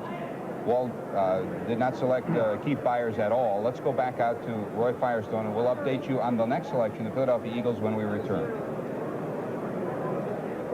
Okay, we just caught the tail end of that. We were talking a few moments ago about Keith Byers and the theory that he should play perhaps on regular grass as opposed to artificial surface because of his injured foot, when in fact it really is a little toe, not a foot, a little toe injury. You said something interesting, that Rocky Bleier played all those years for the Steelers with no toe at all. He had it blown off in Vietnam. Exactly, and had a great career. Of course, Jack Lambert had the big toe injury, which is responsible for your balance. And of course, it ended his career. You mentioned, Zim made a good point about the grass. Of course, the San Francisco 49ers are sitting down there midway through the first round and, you know, have a chance to get a Keith Byers possibly. You know, as far as Pittsburgh selection, I haven't gotten a word on as to who they took yet. Yeah. But basically, Keith Byers would be a good choice for a team down in that point in the first round. Yeah, we were a little bit in the dark, folks. We just now caught the tail end of that Pittsburgh draft. Perhaps in a few seconds we'll get the information passed along to us.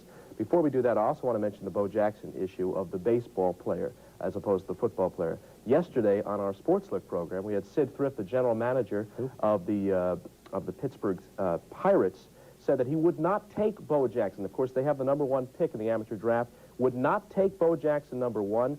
In fact, he says they cannot compete economically with professional football, which is unusual because baseball players make more money than football players. But most importantly, he said that it is a lot harder to hit a curve than to hit a hole in football. And he thinks that he would just be a good prospect, but not necessarily a great prospect for baseball. That's exactly right. And he'll be an immediate impact player for the Tampa Bay Buccaneers. The team is in a good warm weather climate, plays on a grass surface. They have a great back in Wilder, who will move over to fullback, a good young quarterback in Steve Young, an improving line, a wide receiver like House, and of course a tight end like Giles. That team could make an immediate elevation up the ladder in that Central Division, maybe contending for the divisional title within the next 2 to 3 years, with the addition of Bo Jackson, plus the other choices that they have in this draft. Of course, Pittsburgh took John Reinstra. I just got word of that. We just did get word of that. And of course, that's their kind of lineman. Strong kid, can come in there and play immediately, and is that great drive blocker, which they like. One of the things I also want to mention is there are 3 players already in the first 10 picks that are over 300 pounds. The big boys are back in the NFL. We'll come back with more of our live coverage of the NFL Draft on ESPN. Coming back right after this.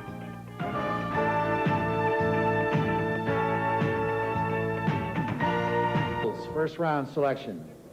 Running back, Iowa State, Keith Byers.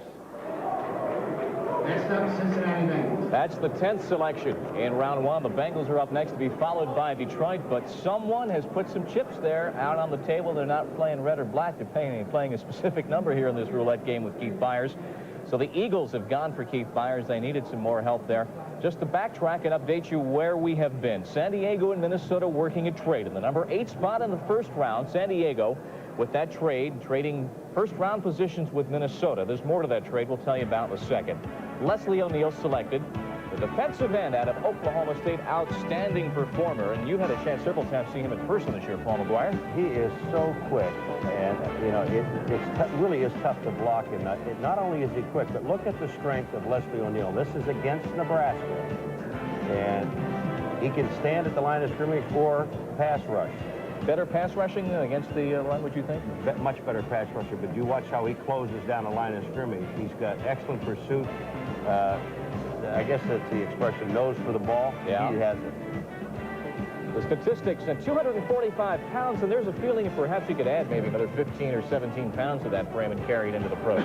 Yeah, and I don't, you know, and you don't know if they're thinking linebacker for this guy, but he's the kind of guy that you can, on his frame, when you see Leslie, he looks thin at 245. We grade him out at an 18.4. You know, death, taxes, and the fact that the Chargers come into the draft in need of defensive help. You can put money on it. They draft defense. Will it finally pay off? Will they finally get out of the doldrums? They have such great individual personnel. They have drafted defense. The one year they had the 3 first-round picks. They went a little bit in that direction. Another defensive pick. They trade up to get O'Neal. Well, and then their next pick will what? The offensive lineman? They go back to offensive lineman? And they still throw 57 passes a game, nonetheless. John Rienstra was the selection with Pittsburgh, the offensive lineman out of Temple. Prior to the draft, we talked to Rienstra about what he felt his individual strengths were coming into the pro ranks. I think probably the most would be maybe my run blocking from my, because I have from powerlifting and everything I feel I have, you know, powerful hips and everything, and when I get under somebody, I feel that I can most time move them out. He has done for the Temple Owls. Outstanding foot speed for this young man. Some people say he could be the best pure guard in this draft.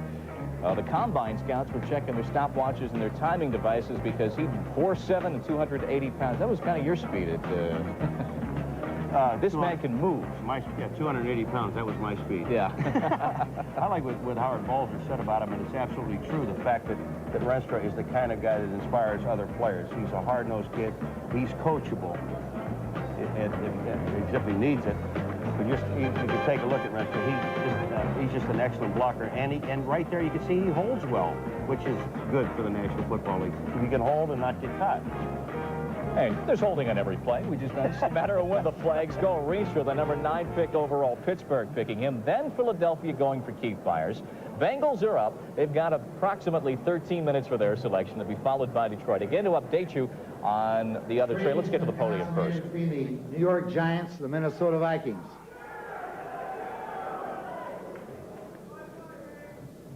The Giants trade the rights to offensive guard Gary Zimmerman of Oregon to the Vikings in return for 2 second picks. One of them is a pick just acquired today by Minnesota, San Diego's number 2, which is the 17th in the second round. The other second pick the Giants acquired through this trade is the LA Raiders number 2 pick, previously acquired by Minnesota in a trade. That is the 26th selection in the second round. So the Giants trade the rights to Zimmerman for 2 seconds. Well, the Giants, and of course the draftniks are here. 500 strong our first year in the Marriott Marquis. Gary Zimmerman, who said, I want to play on the West Coast. I want to play in a warm climate. I want to play where I can go out to the beach. He's going to play in Minneapolis. Indoors, but he's going to play in Minneapolis. The rights to Gary Zimmerman out of the USFL. The Giant fans here love it. Well, at least it sounded like they love it. They haven't thrown anything yet. No. And they're all above us, and so we have to be very kind about them. They get a little drastic sometime here. But, you know, 2 number 2 picks, it's a great move for a guy that didn't want to play for you in the first place, and you end up with 2 number 2s. Bill Parcells said, well, people have been telling me I've got to get equal value. People have been telling me, said the coach, for Zimmerman and for Mark Haynes, who was on the block. He said, when did they give me equal value on the field? Zimmerman's never played for me, and Haynes has never played for me. So again, to update you with that trade, the Draftniks loving this every move. The Giants will have 2 additional selections in the second round. They will pick in the number 17 hole in the second round and the number 26 hole in the second round, in addition to their other selection already, the number 19. So 3 picks in the second round for the Giants. We're waiting on the Bengals. They've got 11 minutes. We'll be back.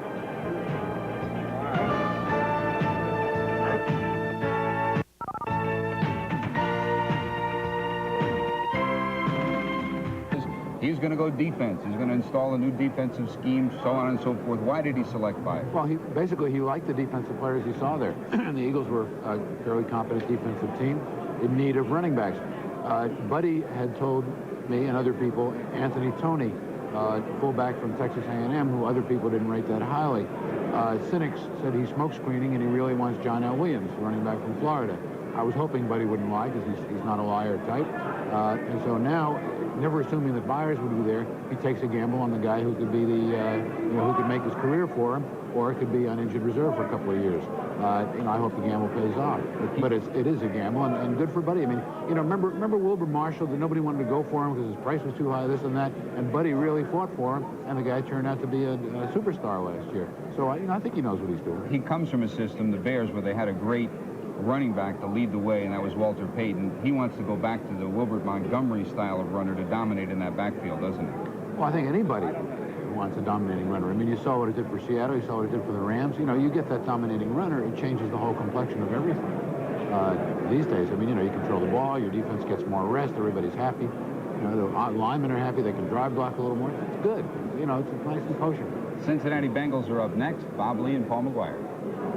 George, Keith Byers, the selection, as we said, this could be a futures project. You may very well in Philadelphia have to be prepared, if you're an Eagles fan, to not see Keith Byers play for the Eagles this year. Of course, it very well could be that he will be playing, but he's had problem after problem in the '85 season, Paul. After leading the nation in rushing in 1984, everyone had him penciled in there. Thank gosh it was pencil, not pen, on the Heisman Trophy, #1 man, and continual foot problems during this year. Yeah, but when you watch him run, and which they're gambling on is that he's going to be healthy, and obviously their doctors feel that way, that Keith Byers, just take a look at the way the man can run. Look at the size of this man. He's got to help anybody, and I guarantee you now that with Philadelphia and putting him in that backfield, tough man to stop, and he's got good hands. Byers came back from the initial foot problem, then re-injured it in the Minnesota game, but gave us flashes of the '84 Keith Byers. And that really is the yardstick, I guess, that you really have to look at statistically to get a gauge on Keith Byers. 22 touchdowns that season, over nearly 5.5 yards a game. 85, a washout, but a 17.8. The inside, the outside speed, you don't want on the block, but you'd like to see him catch the ball because he can do a nice job with it. Yeah, he's a good open field runner. I mean, there's just no question about Keith Byers. If he's healthy, and obviously they feel he is, and he's going to play. And again, I'm saying with a guy like Keith Byers, or any player that has a injury problem before, Bob, when you take a #1 draft choice, that's why I feel that he's going to be ready to play. Maybe not in preseason, but when the season's ready to go. How big a gamble is it for the Eagles, though? Big one? No. No? I don't think. No. Again, you go back to what their people are telling them. This man is going to play in 1986, so they feel that his leg's going to come around. He's going to be fine. They feel the information is good. We are waiting for the Bengals. They are up with approximately 6 minutes to go. As we step aside to this commercial break, let's review what we have seen so far, the top 10 picks in 1986.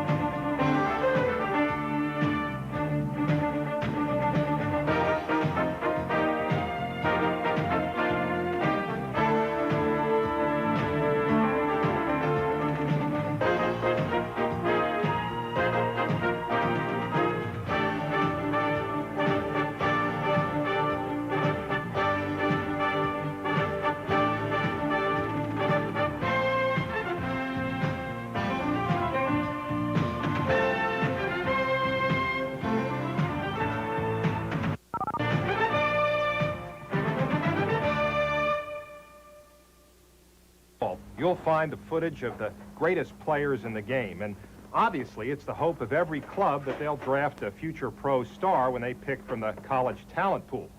Some teams have been able to grab 2 Hall of Famers in a single draft, such as the Bears in 1965 when they drafted Gale Sayers and Dick Butkus. Another team was just as fortunate in 1964. That was when the Washington Redskins hit the drafts version of the Daily Double. You'd have to say the Redskins' 1964 draft was a capital investment. In the first round, they picked Arizona State running back Charlie Taylor. In the second round, they selected Paul Krause from Iowa. In his rookie season, Krause, number 26, intercepted a league-high 12 passes. Krause went on to play 16 years with the Redskins and Minnesota Vikings and retired with 81 interceptions, the most in league history. Taylor, number 42, began the 1964 season as a running back and rushed for enough yards to become NFL Rookie of the Year. But his pass-catching abilities were just too good to ignore. The following year, the Redskins made him a receiver, and for the next 13 seasons, he caught more passes than anyone in football. Taylor left the game with 649 receptions, a record that was finally broken by San Diego's Charlie Joyner in 1984. Until then, the Redskins could claim the distinction of having selected the NFL's all-time leading receiver and all-time interceptor in the same draft.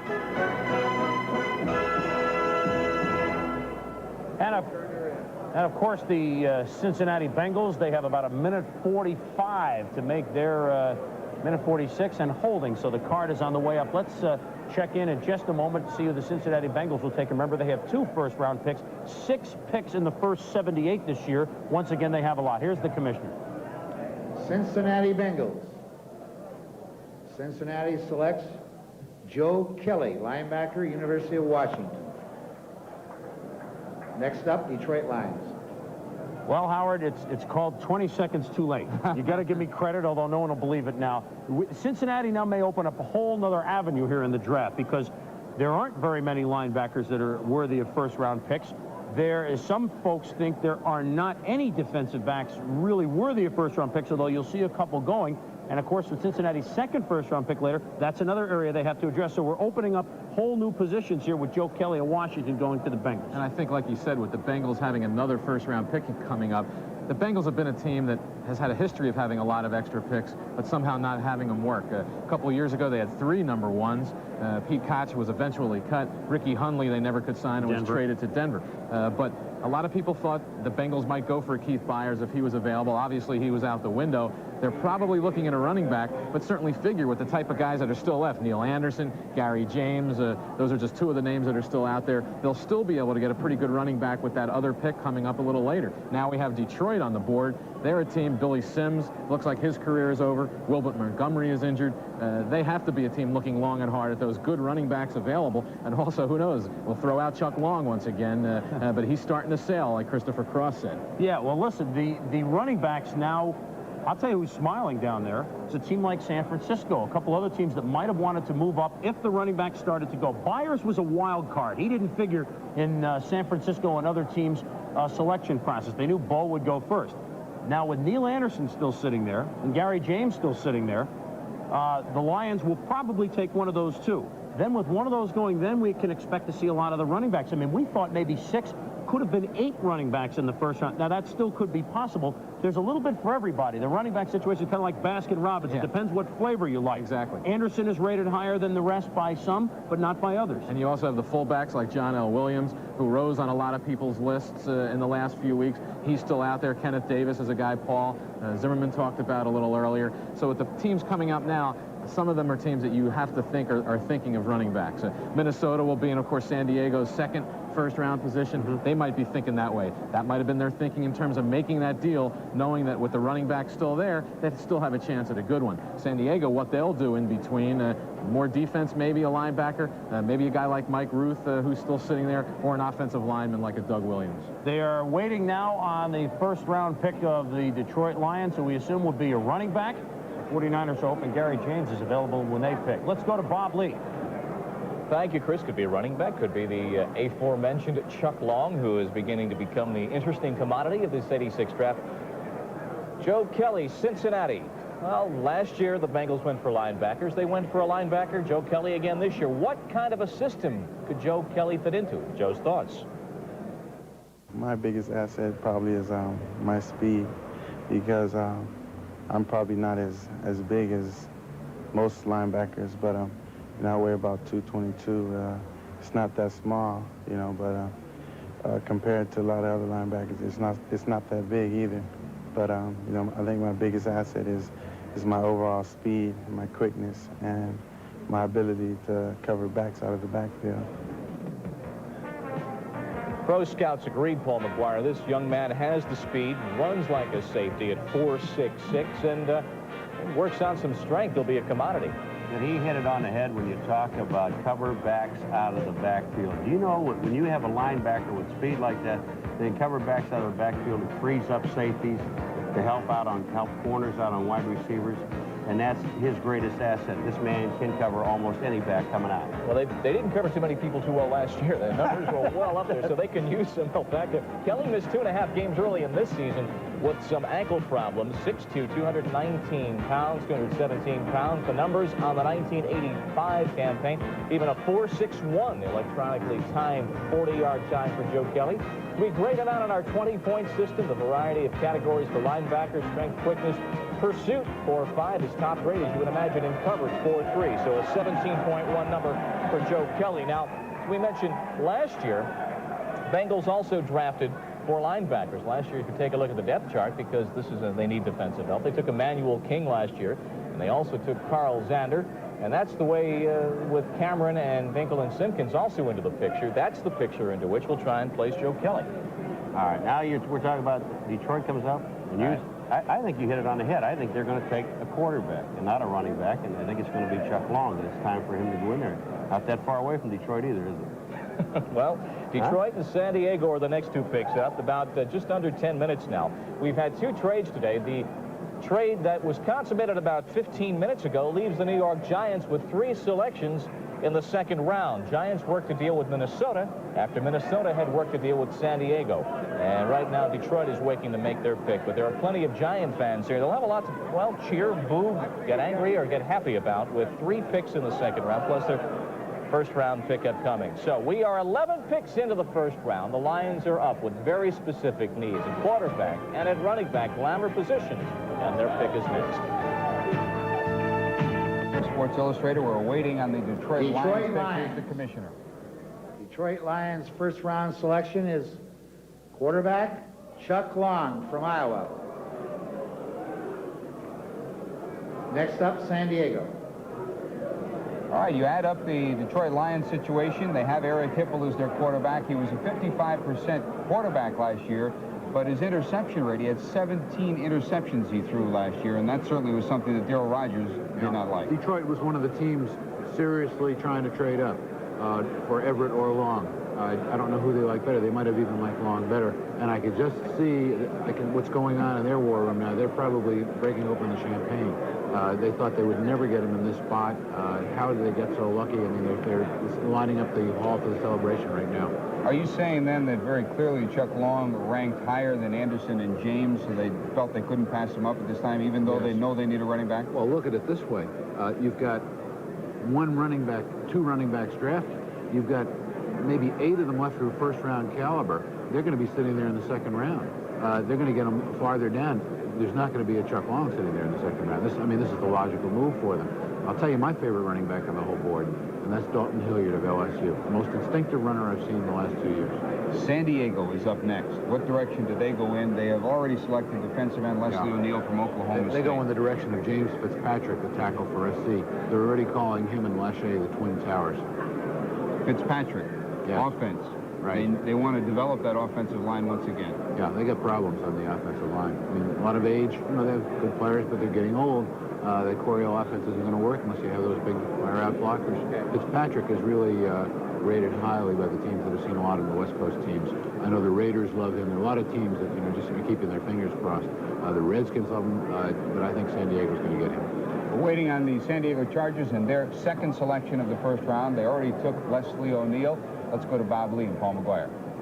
Thank you, George. So, The speculation, it wasn't a running back, even though Sims may be finished as a running back, maybe a quarterback. And indeed, it was a quarterback, Chuck Long, who came back, could have come out last year, but decided to come back, and with a fifth-year eligibility, used it this year, and had a phenomenal Freedom Bowl, you remember, last season, and came back and just built on that this year.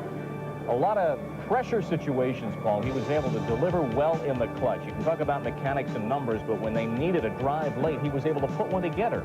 You watch Chuck Long, and there's one thing about him above other quarterbacks, he'll stay there. He'll sit in there. He'll wait, and he'll wait, and he'll wait. But, you know, when you get into the pros, they're going to tell him, you know, if it isn't there, get it out of there, because you can't afford to lose a guy like this. I think it's an asset in one respect, but then sometimes, you know, when you've got great linemen rushing you all the time in the National Football League, it could be a liability. First time since 1968, by the way, that Lions have used a first-round pick for a quarterback. That was the year 68. They took Greg Landry. And part of the, well, not the problem, but the scenario for Long at Iowa, he was not really dealing with major speedsters on the outside. With Detroit, that's not the case. He'll have some legitimate world-class speed on the outside to throw with. Yeah, this, what Detroit last year got Ferguson away from Buffalo, and or 2 years ago, last year I guess it was. And Joe, there's a question whether he's going to play anymore or not. And it was just obvious that they need a quarterback. And again, it's kind of ironic that he's right over there in Iowa. Isn't that far away? So it's a good move for Detroit. It's a great move for Long. Now we go back to San Diego. Mr. Zimmerman thinks it's Fitzpatrick. I kind of think they may. It's going to be Fitzpatrick or Doug Williams out of Texas A&M. If it isn't an offensive lineman, it will be Kevin Murphy, the linebacker. Fitzpatrick would disappoint the Raiders, though. Oh, as Paul said, he'll disappoint. If they take Fitzpatrick, he's going to disappoint a lot of people. All right. Chuck Long, another quarterback, gone off the big board. How are commodities doing on the big board, Chris? We have a lot of futures. We have quarterbacks for 60 here. We're playing Jeopardy today, Bobby, actually. We can see that as we look at the board, most of the players who were established as top 10, top 12 players are gone. Casillas and Bo Jackson, Hand and O'Neill, the defensive linemen, Dombrowski, Chuck Long just went, Joswiak, Reenstra, Everett, and Keith Byers. Now, rated number 3 on our board up here, Howard, and he may stay for a while, Mike Ruth, the defensive tackle, nose tackle, really, of Boston College. So he already is a player that must fit a certain team. Yeah, and I think the thing about Mike Ruth is probably on his pure ability as a nose tackle, he probably deserves that number 3 rating in the draft. But you have to realize he's not a Tony Casillas and the type of guy that Casillas won't come out of the game after first down. If your defense is run well, the nose tackle is a guy who usually only plays on first down. Then you send him out and bring in your pass rushers. Ruth, though, is the prototype nose tackle. His arms are short. He's a great athlete, but he just doesn't fit into that high first-round caliber because of his position, I believe. There's also the fact that he was talking about becoming a priest eventually. He says now he wants to play football. But what's he going to say in 4 or 5 years? Does a team want to invest a high first-round pick in a guy that after a few years might just get tired of the game and say, I'm going to go on with my life's work? Well, that is a question that has to be addressed. But as we look on the board, Ruth is up there. Of course, Alonzo Johnson is a big name. Now, physically, there's no question he has the skills. He has much heralded off-the-field problems. We may not hear his name called before we go off the air at 4 o'clock Eastern time. Then we go down, and we'll discuss this a little bit later. The big question in the draft now, I think, is when the 3rd quarterback goes. Do they go in the 1st round, or do we go late in the 2nd round? We'll be back with more at the NFL Draft here in New York. And, of course, we are waiting midway through the 1st round, and we'll be back to analyze the picks and more. Stay with us. Quarterback's gone. Everett and Long. We knew that. Jack Trudeau rated 3rd by most, but far below the first 2. The Illinois quarterback, will he be next? Will Robbie Bosco go? How long will it take? There's also a guy, Doug Gaynor from Long Beach State, who has started to move up on the draft list. Mike Norseth is also a guy who could sneak in there. Trudeau, to me, is really an intriguing quarterback in this draft. To me, he's the Dan Marino of the 1986 draft. Not to say that he will become as good as Marino, but that he entered his senior season as the top-rated guy, didn't have that good a senior season. Time out for a second. Here's the commissioner with San Diego's pick. San Diego Chargers select tackle, Southern California, James Fitzpatrick. So Fitzpatrick, the big tackle, going to San Diego. So San Diego got what they needed. Defensive pass rush in O'Neal and Fitzpatrick to block for Dan Fouts. So if they can keep him around, they're always going to be a contender. So we'll be back a little bit later here in New York. Right now, let's go out to Los Angeles and Sports Look, where, of course, our colleague Mel Kiper is sitting by with Roy Firestone. Let's jump coast and go out to Sports Look. Gentlemen. Okay, Chrissy, thank you very much. Mel Kiper along with us. We had selected in advance, I think, somewhat James Fitzpatrick. That's certainly no surprise. In fact, Fitzpatrick is going to be joining us in the studio in just a few moments from out here. Before we talk a little bit about the selection, let's talk about the SC player in general. They seem to grade out very, very well in the pros. Why? They really do. They come from a balanced attack at USC. They're well coached, and they usually come in with a lot of accolades because they're usually well recruited out of high school. James Fitzpatrick was a 3-year starter at USC. He didn't have the strength of some of the other players around the country, but he worked to develop that late in his career, particularly as junior and senior. We can touch on that when he gets in the studio. But basically, his pass blocking technique is flawless. He's light on his feet for a 270, 280-pounder. Very tall, too. Tall, 6'7", and of course, he's going to be a great pass blocker. And that bookends with Lachey is going to be outstanding, giving Fouts that kind of protection that he needs because he's got at least about 3 years left out there in San Diego. And of course, they did help their defense with the addition of O'Neal. And Fitzpatrick will move in there at right tackle, taking the place of Sam Clapham, who was a weakness along that line last year. So many great offensive linemen to come out of SC, Munoz and Powell and Ron Yeri over the years. That really is the home of the offensive linemen. There is a rap, though, against the Southern California players, not necessarily the SC players. Southern California players, I heard actually the baseball manager, Jim Fry, refer to it as California lazy. There's a bad rap. Maybe it's a true rap against California players as not being as motivated as the Eastern players. Well, there's always that beach kid, street kid mentality, the Pennsylvania Anything kid to from that, Pitt. though? Anything to that? To a certain extent. They're not as strong as they were. I think, and they've developed a better strength program at USC recently. And a lot of those players came into the league maybe with not top strength, but they developed it once they got into the NFL, and they already had the technique and the coaching. So they developed into great players, and I think Fitzpatrick will be an outstanding tackle for the Chargers. Of course, we look down the road as far as this draft is concerned. When we talk about running backs, a lot of the top guys are still there. Dupart is still there. Exactly, Dupart, Ronnie Harmon. You go to John L. Williams, the top fullback in this draft, Gary James, Neil Anderson. Right. We mentioned Kenneth Davis, earlier in the draft, of course. But the teams coming up in that next grouping, we're talking about teams like Seattle, Minnesota, Buffalo. John L. Williams would look nice in a Buffalo uniform because they didn't have fullback problems there, and he needs someone to team with Greg Bell. Of course, Seattle's also interested. San Francisco, Ronnie Harmon's names come up there. The only team in this next group that doesn't necessarily need a running back is Atlanta. Of course, they're looking for a linebacker like, say, a Tim Green, as is Buffalo, and maybe a wide receiver like, say, Givens. You think the Vikings are going to go, who have selecting next, they're going to go with Kevin Murphy, the outside linebacker? No, Murphy's dropped. Murphy is dropped because there's some instability in his knee. That's why San Diego wasn't interested at all in Murphy at that point. That's why they went with Fitzpatrick. Of course, at this point, I would think that Seattle's going to look strictly running back or fullback. Minnesota, I think, will look running back also because they didn't expect these guys to be here. Of course, with the depth at that position, Minnesota felt like we trade down, we're guaranteed Neil Anderson, Reggie Dupart are back because none of them had gone yet. So it was a wise move by Minnesota, and they'll probably still get the player they would have taken with the earlier first-round choice. Sooner or later, we're going to start hearing the jargon. He's a football player. He's an athlete. I want to know when these guys aren't. What are they, shoe salesmen? Well, he's an athlete for us. We think he's a football player. That's a real astute observation from these. It's true. They're all athletes, just to what degree. Yeah, right. Okay. Thank you, Bill. We're going to come back with more live coverage from the NFL headquarters coming up in New York. And updating once again, we'll be talking about the Minnesota selection, Seattle, Buffalo following in just a few seconds. Reporting from Los Angeles, live, Roy Firestone along with Mel Kiper. We'll be back in just a few moments.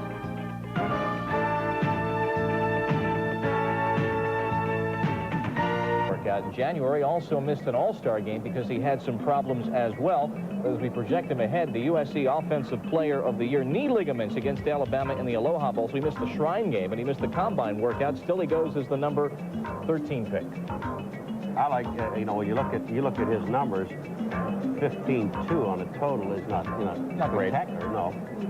But I agree with Paul Zimmerman, the fact that there were a lot of teams down the list, not up at the beginning of the list, but obviously down the list, that wanted Fitzpatrick. The Redskins, the Raiders. He's a tough kid. He's a tough football player. That says so much. I mean, he pass blocking par excellence coming out of there, right? Yeah, and he's as big as a house. I mean, you got. Here we go again. How big is he? I'm just saying, he's that kind of big guy, and he would fit right into the Raiders deal because of the size. They always have big tackles. It's 6'12" or better. So he's a good football player. Minnesota coming up, Bobby. I really have no idea what they're going to do. First, they've got to sign Gary Zimmerman, who wants to play on the West Coast. Yeah, well, and then Paul kind of thinks defensive lineman, but I kind of think they may go for a running back here. You may see another running back. Minnesota has just under 6 minutes for their selection. Then it'll be Seattle, then Buffalo. Now, to update you, we've had several trades today. If you're keeping the draft with us at home, as far as the balance of this round, everything is as it was coming into today. Minnesota, that's the pick they acquired earlier today in a trade with San Diego. In the second round, the Giants acquired the number 17 pick, which Minnesota had for about 20 minutes today. So the Giants picked 17th, and they picked 26th in the second round, as well as their existing second-round pick. And in round 3, there's been one trade today, that Minnesota-San Diego trade, with which San Diego moved up and picked Leslie O'Neal. That was the number 8 selection. So in round 3, the number 12 selection, which was belonging to Minnesota, now belongs to San Diego. So you're caught up on all the trades that we've had so far. The one trade yesterday, the Gary Hogeboom trade, the Giants worked that trade as well. So the trading up and trading down that we thought we would see, we have not seen. We have seen, well, Chuck Long, for a minute, Paul, we thought we saw what we call a plummeting pick. We really haven't seen any. The big board shows Mike Ruth up there, but we talked earlier, and Chris and Howard talked earlier about why maybe Mike Ruth isn't going yet. Mike Ruth, who did have the best quote of the year, who was considering entering the priesthood, he said, just because you're a Christian doesn't mean you're a wimp. Doesn't mean you'll be drafted early either. And Paul Zimmerman thinks he's the best he's seen. You know, the only surprise of this whole thing is Anthony Bell. Yeah, off the board. Off the board. I think that is the only surprise. Everybody else has pretty much fallen in line. And that's not going to really change, I don't think, through the rest of these picks in the first round. And they're only 27. And we haven't even touched on the economic question. We saw it last year, the flattening out of the monies in the NFL, and now with all the talk that the TV contract will not be what it is now. So that will affect what these people signed for. We are waiting for the pick with 4 minutes to go, and we'll return after this.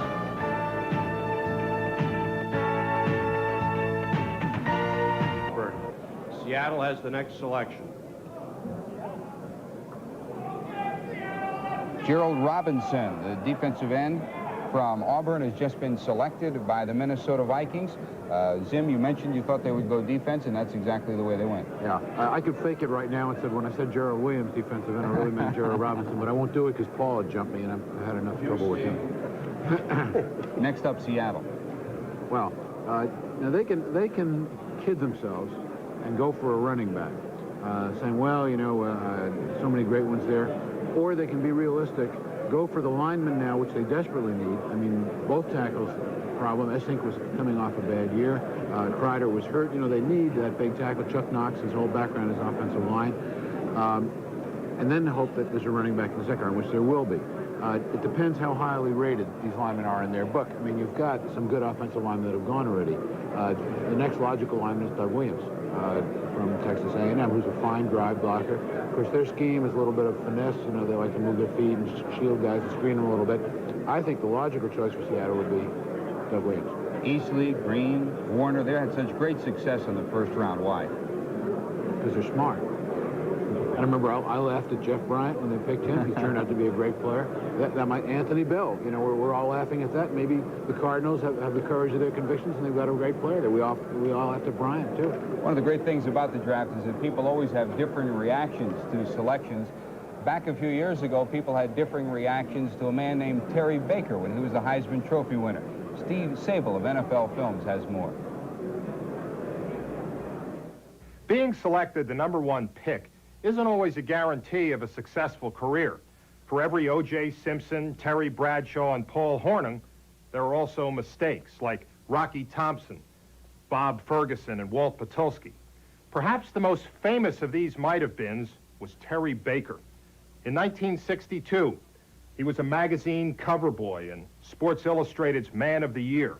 Few college athletes had ever received so much attention. Few have ever had pro careers that were then so disappointing. In 1962, quarterback Terry Baker was the golden boy of college football. Here, wearing number 11, he broke virtually all the records at Oregon State and led the nation in total offense. He guided the Beavers to the Rose Bowl and won major awards for both athletic and academic excellence.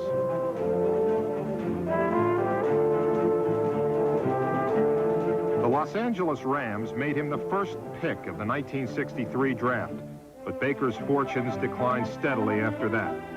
Terry's strength was throwing on the run, and the Rams tried to take advantage of that skill by installing the outpost formation.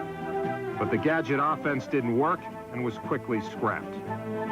Terry was then tried at halfback and then flanker with mixed results. You'd be hard-pressed to find more highlights than these. By 1966, he was out of football and in law school. Said Baker's college coach, Tommy Prothro, he was more of an all-around player than a specialist, and there's no place for anybody like that in pro football.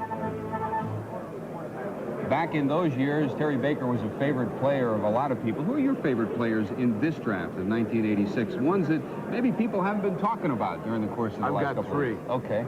One we talked about at great length already, Mike Ruth. Everybody's knocking because his arms are too short. Well, I mean, they reached the other guy's throat. He played the greatest college football game I've ever seen a defensive lineman play, and that was against Brigham Young in the Meadowlands in the opener. Then they say he tailed off. I don't know. If they give him enough rest, dynamite. I love him. Dalton Hilliard, who I talked about before, little fellow, most instinctive runner I've seen in the last 2 years. He's going to be another Joe Delaney in the right office. He's going to be sensational. Third guy is a linebacker from one of the Michigans, Northern Central, one of those, John Offerdahl. I mean, all he does is stop people. All he does is fill holes, make tackles, knock down passes, plays. I mean, maybe he doesn't run a 4.53 instead of a 4.62. I mean, the scouts can find all these reasons to knock somebody. All he is a great football player. I mean, every time I've seen him play, he's been sensational. And they'll draft him second, third, something like that. Pick somebody with the projected numbers ahead of him. Those are my three favorite players. We'll be tracking those players as we continue our live and continuous coverage of the 1986 National Football League Collegiate Player Draft. Let's go to Bob Lee and Paul McGuire. Well, thank you, George. We're going to take a look at Minnesota. There are teams in transition here, but Minnesota is in a bit of a transition. Bud Grant came back for the curtain call. Now he's gone. Floyd Peters, defensive coordinator. Jerry Burns, the head coach from within the system. But he's going from a 3-4-4 to 4-3, and so he's got Gerald Robinson, his selection. Well, outside linebacker or a stand-up defensive end. Well, he's a stand-up defensive end, but, you know, here's a guy that they may be able to put some weight on again. But look at the quickness of Gerald Robinson. I always like when they have a replay of a guy making a tackle after the quarterback had already thrown the ball. But that is intimidation by a defensive end. He's quick. He's the kind of guy like Leslie O'Neal at Oklahoma State. Just power quick. player. Yeah, he can play. He can fill a hole. Missed the spring practice back in '84 because he had a shoulder problem. That did not put him back too far. 4.63 speed. Perhaps some more pounds will be put on that frame now that he'll be with the Vikings at 6'4". Gerald Robinson, out of Auburn, the number 14 pick. 16.7 the overall grade, and his high grade there, quickness, as evidenced by those highlights. He can get to where he's got to get, and he's got to get there quickly. Well, you know, Bob, when you have a frame like Gerald Robinson has, and you're 6'4", and he's at 235, 240, to put another, or 250, whatever it is, to put him up to 260, he will not lose that much speed. The training that they go into now, even though they're on the weight programs and the things, the running that they do right along with the weightlifting maintains that speed. And they will not sacrifice weight for speed in his case because he's that quick. Defenses need speed these days, with the way the attacks are going. I mean, you see more guys coming into the draft and into the pros putting weight on than cases like the refrigerator of people taking weight off. He took weight off? Well, rumor has it. Lost a few counties down by DeKalb or something. Seattle with 8 minutes to go. Midway through round one, let's check in with Chris Berman. Chris? All right, Robert, thank you very much. Seattle, Buffalo, Atlanta. We talked about with Cincinnati, Howard, that maybe there's some different directions are going in the draft. Now, Seattle, we have talked about they could go offensive line, running back.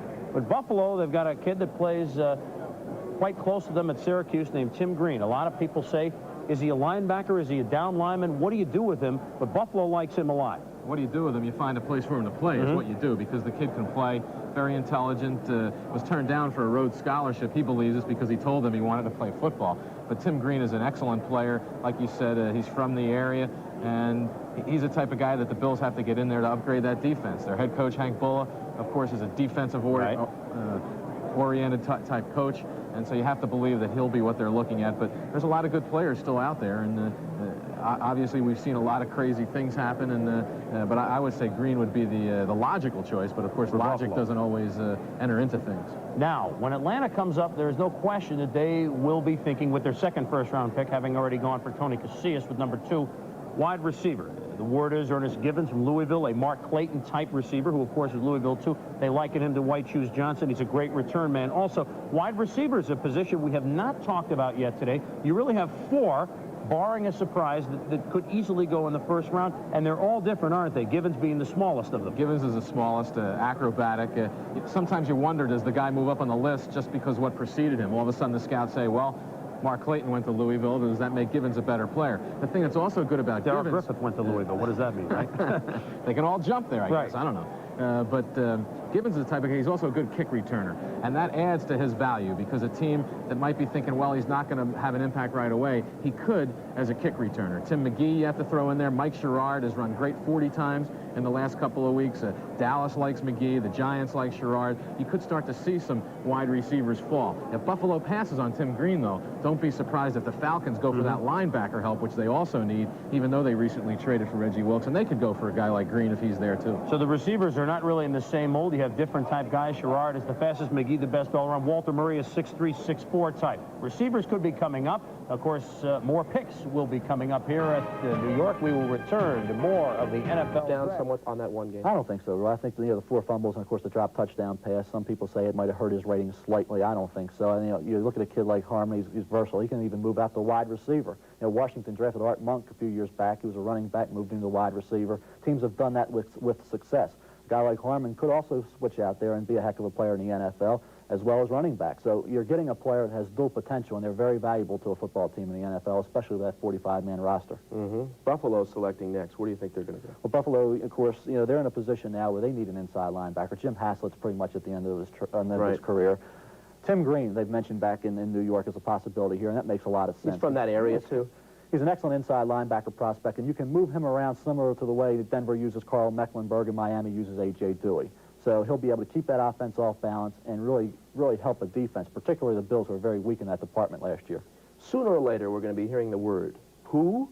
No one will ever heard of certain players. Those are the dark horses, the unheralded players. I'm going to throw a few names at you. Give me brief summaries of the following players. Players that you like, that you think are going to go high, these so-called who players. Eric Dorsey, Notre Dame. Well, we touched on him earlier. I think he's an outstanding player, and I would expect him to go. And if Sherrard is gone, as far as the Giants are concerned, I think they should be interested in Dorsey. He's the next best defensive end on the board at that point. Marcus Koch out of Boise State. Koch's a fine player. Didn't play football until very late in his high school career, and I think he could be an early second-round choice. John Washington of Oklahoma State. Another kid. He's got great tools. In fact, he's bigger than Leslie O'Neal, who was an early first-round pick to San Diego. I think he will also be a second-round selection. And a guy I know you love, the offensive tackle out of Canada, Mike Shadd out of Queens Well, College. the competition's the factor up there. It's really like Division III in Canada. But he's got all the tools. He's got the Herculean build, great speed, and I think he can go to a team that might want to look 2 to 3 years down the road. Figure with good coaching, a guy like Shadd, 6'4", 285, running under 4'9", can be a player that you can develop. A team like the Raiders, I think he's their kind of player. A big kid who might need 2 or 3 years to work on his technique. Mel Kiper has spoken. Roy Firestone from Los Angeles Live. We're going to be talking to James Fitzpatrick, an earlier pick from San Diego, just a few moments. But just a reminder, Buffalo, Atlanta, San Francisco on their way. We're going to go back to New York live. Our NFL coverage continues after this. They're going to have more help now in the person of this young man who didn't get all the ink that his mates got, but can produce. Yeah, he's a power runner. He's up around 222 to 225. I don't think he can get outside that well, but I mean, as quickly. But his forte is up the middle, and you can see the power of John L. there. And he's an excellent blocker. Which is important if you're working with Kurt Warner. I think so, because you're going to be doing a lot of blocking for him. Because there's no secret who's going to be carrying the ball. Round Chuck. That's right. He calls the shots. He had a stress fracture, John Williams did, that missed a little bit of time in 1983. Really was not a major factor with the Gators. So over the last 2 years, getting a fix on his 1985, 84 stats, and we grade him out to a 17-0 with his best numbers as a receiver and also inside. Low number as a blocker. Well. I don't agree with that. I don't agree with that low number as a blocker. They weren't watching. You look at a thing, Bob, and you don't know what these guys are going to do. I mean, they're projected to be great, and other teams have had the same, similar problems, but they're projected to be great, and by the time they get there, worried about how much money they're going to make and how they're going to spend it, and forget about playing the game of football. And that's been one of the major problems I've seen with these young college players. As you said, the head case, what goes on upstairs could be 25% of what these pro people, the pro personnel directors, are taking a look at. Regardless of what happened in the chemical test, just where are the heads at? Right now, Buffalo has a decision to make, and they've got 4 minutes to make it. We'll be back. Selects Ronnie Harmon, running back, Iowa. Ronnie Harmon. Ronnie Harmon, running back, Iowa. Atlanta, on a choice from Washington, is now up. That's Joe Ryan of the National Football League. The selection, Ronnie Harmon, selected by the Buffalo Bills. Paul Zimmerman. Oh, I'm tired of being wrong. I wanted Buffalo to pick Williams, and I want Atlanta to pick Ernest Givens, and I want the Giants, I want the 49ers to pick Ronnie Harmon like they said they would, and the Giants to pick Sherrard. I'm tired of being stupid. I want to be smart.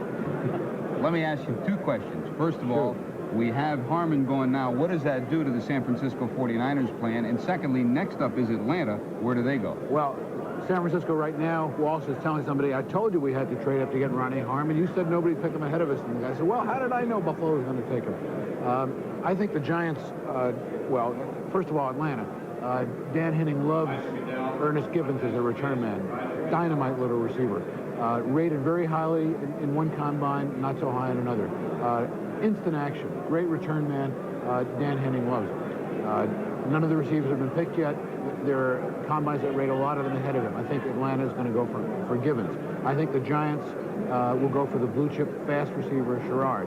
49ers like Harmon, but don't be surprised now if they turn around and go for Mike Ruth. That was a discussion between Tony Rosano, their scouting director, who loved Ruth, and Bill Walsh, who loved Ronnie Harmon, whose brother Derek plays for him. So don't be surprised if they go for Mike Ruth. Marion Campbell got the defensive player he wants. He's their new defensive coordinator. What's he doing now to try to argue for another defensive player on the second selection for Atlanta? Well, you can argue all you want, but Dan Henning's job is on the line. So, I mean, he doesn't want to go for long-range projections. He doesn't want to go for another defensive player. I mean, he's got a mob. He picked defensive ends all over the place. He's going to go to a 3-4. He doesn't need that many of them. He's got good, solid defensive linemen. You get your line in place, things fall into place. You don't have to do that. If you have a guy that you love that'll light up the board, put points on for you, that's the way to go in your second pick. That's Paul Zimmerman of Sports Illustrated. For those of you just joining us, we are waiting on the Atlanta Falcons' second selection of the National Football League Collegiate Player Draft. The first round of the draft, as you can see, 12 minutes and change remaining on their selection. They have 15 minutes on the first round to make their picks.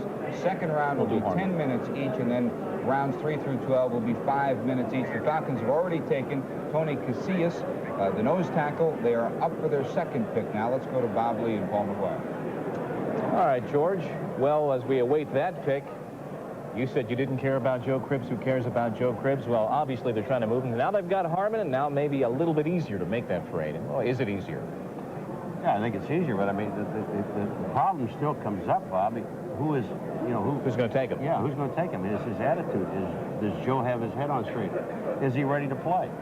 And that's going to be the big deal. There must be a trade in the works, or could be being done now in order for them to take Harmon, because you've got Bell back there. Harmon is not a fullback, that's for sure. At least I don't think he's a fullback. So I was thinking somewhere, but well, again, when you look back, they took an awful lot of offensive linemen last year, young guys that they feel are going to produce this year. Defensive lineman is someplace that I thought that I would go, but when you're 2-14, got to make changes. Anybody. Let's get the pick now. Atlanta, on a choice from Washington, selects Tim Green, linebacker, Syracuse. Tim Green, linebacker, Syracuse. Syracuse linebacker Tim Green. There have been rumblings the Giants were leaning in that direction. But they go for Tim Green, linebacker. A pick that the Falcons picked up originally from Washington. Let's step back, though, to the Buffalo selection. with now San Francisco up. They've just begun the clock, and then you'll hear the reaction as the Giants will be up. Will we ever hear the reaction? The room may shake with about 500 draft nicks here. Ronnie Harmon, running back out of Iowa. Great runner, great receiver, all-purpose player. Let's take a look at him in action. Drafted in the 16th position by Buffalo. Moved to running back as a junior and started the first 2 years. His career, not starting in the lineup, but began his career as a wide receiver. So this guy has the entire package. He does have the entire package, and that's the job when they got Cribbs back. We'll go back to Joe Cribbs for a moment, because Joe had, when he played for Birmingham in the USFL, had, you know, really, and in Buffalo, had great hands. He's good coming out of the backfield, and it just means the trade has got to be there somewhere along the line because of Ronnie Harmon's gift as a receiver and a runner. 4.54 speed, 22 touchdowns on his career. You wouldn't like to be reminded about the Rose Bowl. He did not have a great day that day, but that is not one game upon which to judge an opinion of what he has done. 10 touchdowns. You see the receiving numbers, which are just as impressive as the rushing numbers. This guy can stop on a dime, reverse his field. He's a real offensive threat. Yeah, he is. You know, it's 16.7. Blocking is his lowest, but with that kind of speed, his running ability, and the great hands he has, you know, they can develop a little bit of blocking if they have to. Okay, so Harmon, maybe not the total answer, but part of the answer in the backcourt, or I should say, I'm still in Dallas at the Final Four, the backfield for the Buffalo Bills. Atlanta has gone for Tim Green, which may, George, have meant some reshuffling with the Giants. I'm sorry, backcourt, backfield. It was close. They don't dribble this one, do they? It's shaped differently. And the Swamp Fox got his That's not Dick Vitale next to you, I'll tell you. Oh, I know, believe me. We are waiting on the San Francisco 49ers and their selection. When you look at the selection process, you can sometimes group it in divisions. Let's take a look at the NFC Western Division with Chris Berman on how they have fared in recent years with the draft. Fans whose favorite teams compete in the NFC West might sum up the division by looking back to those sages, the four tops. It's the same old song. The common denominator, success for the Niners and the Rams, failure for the Falcons and the Saints.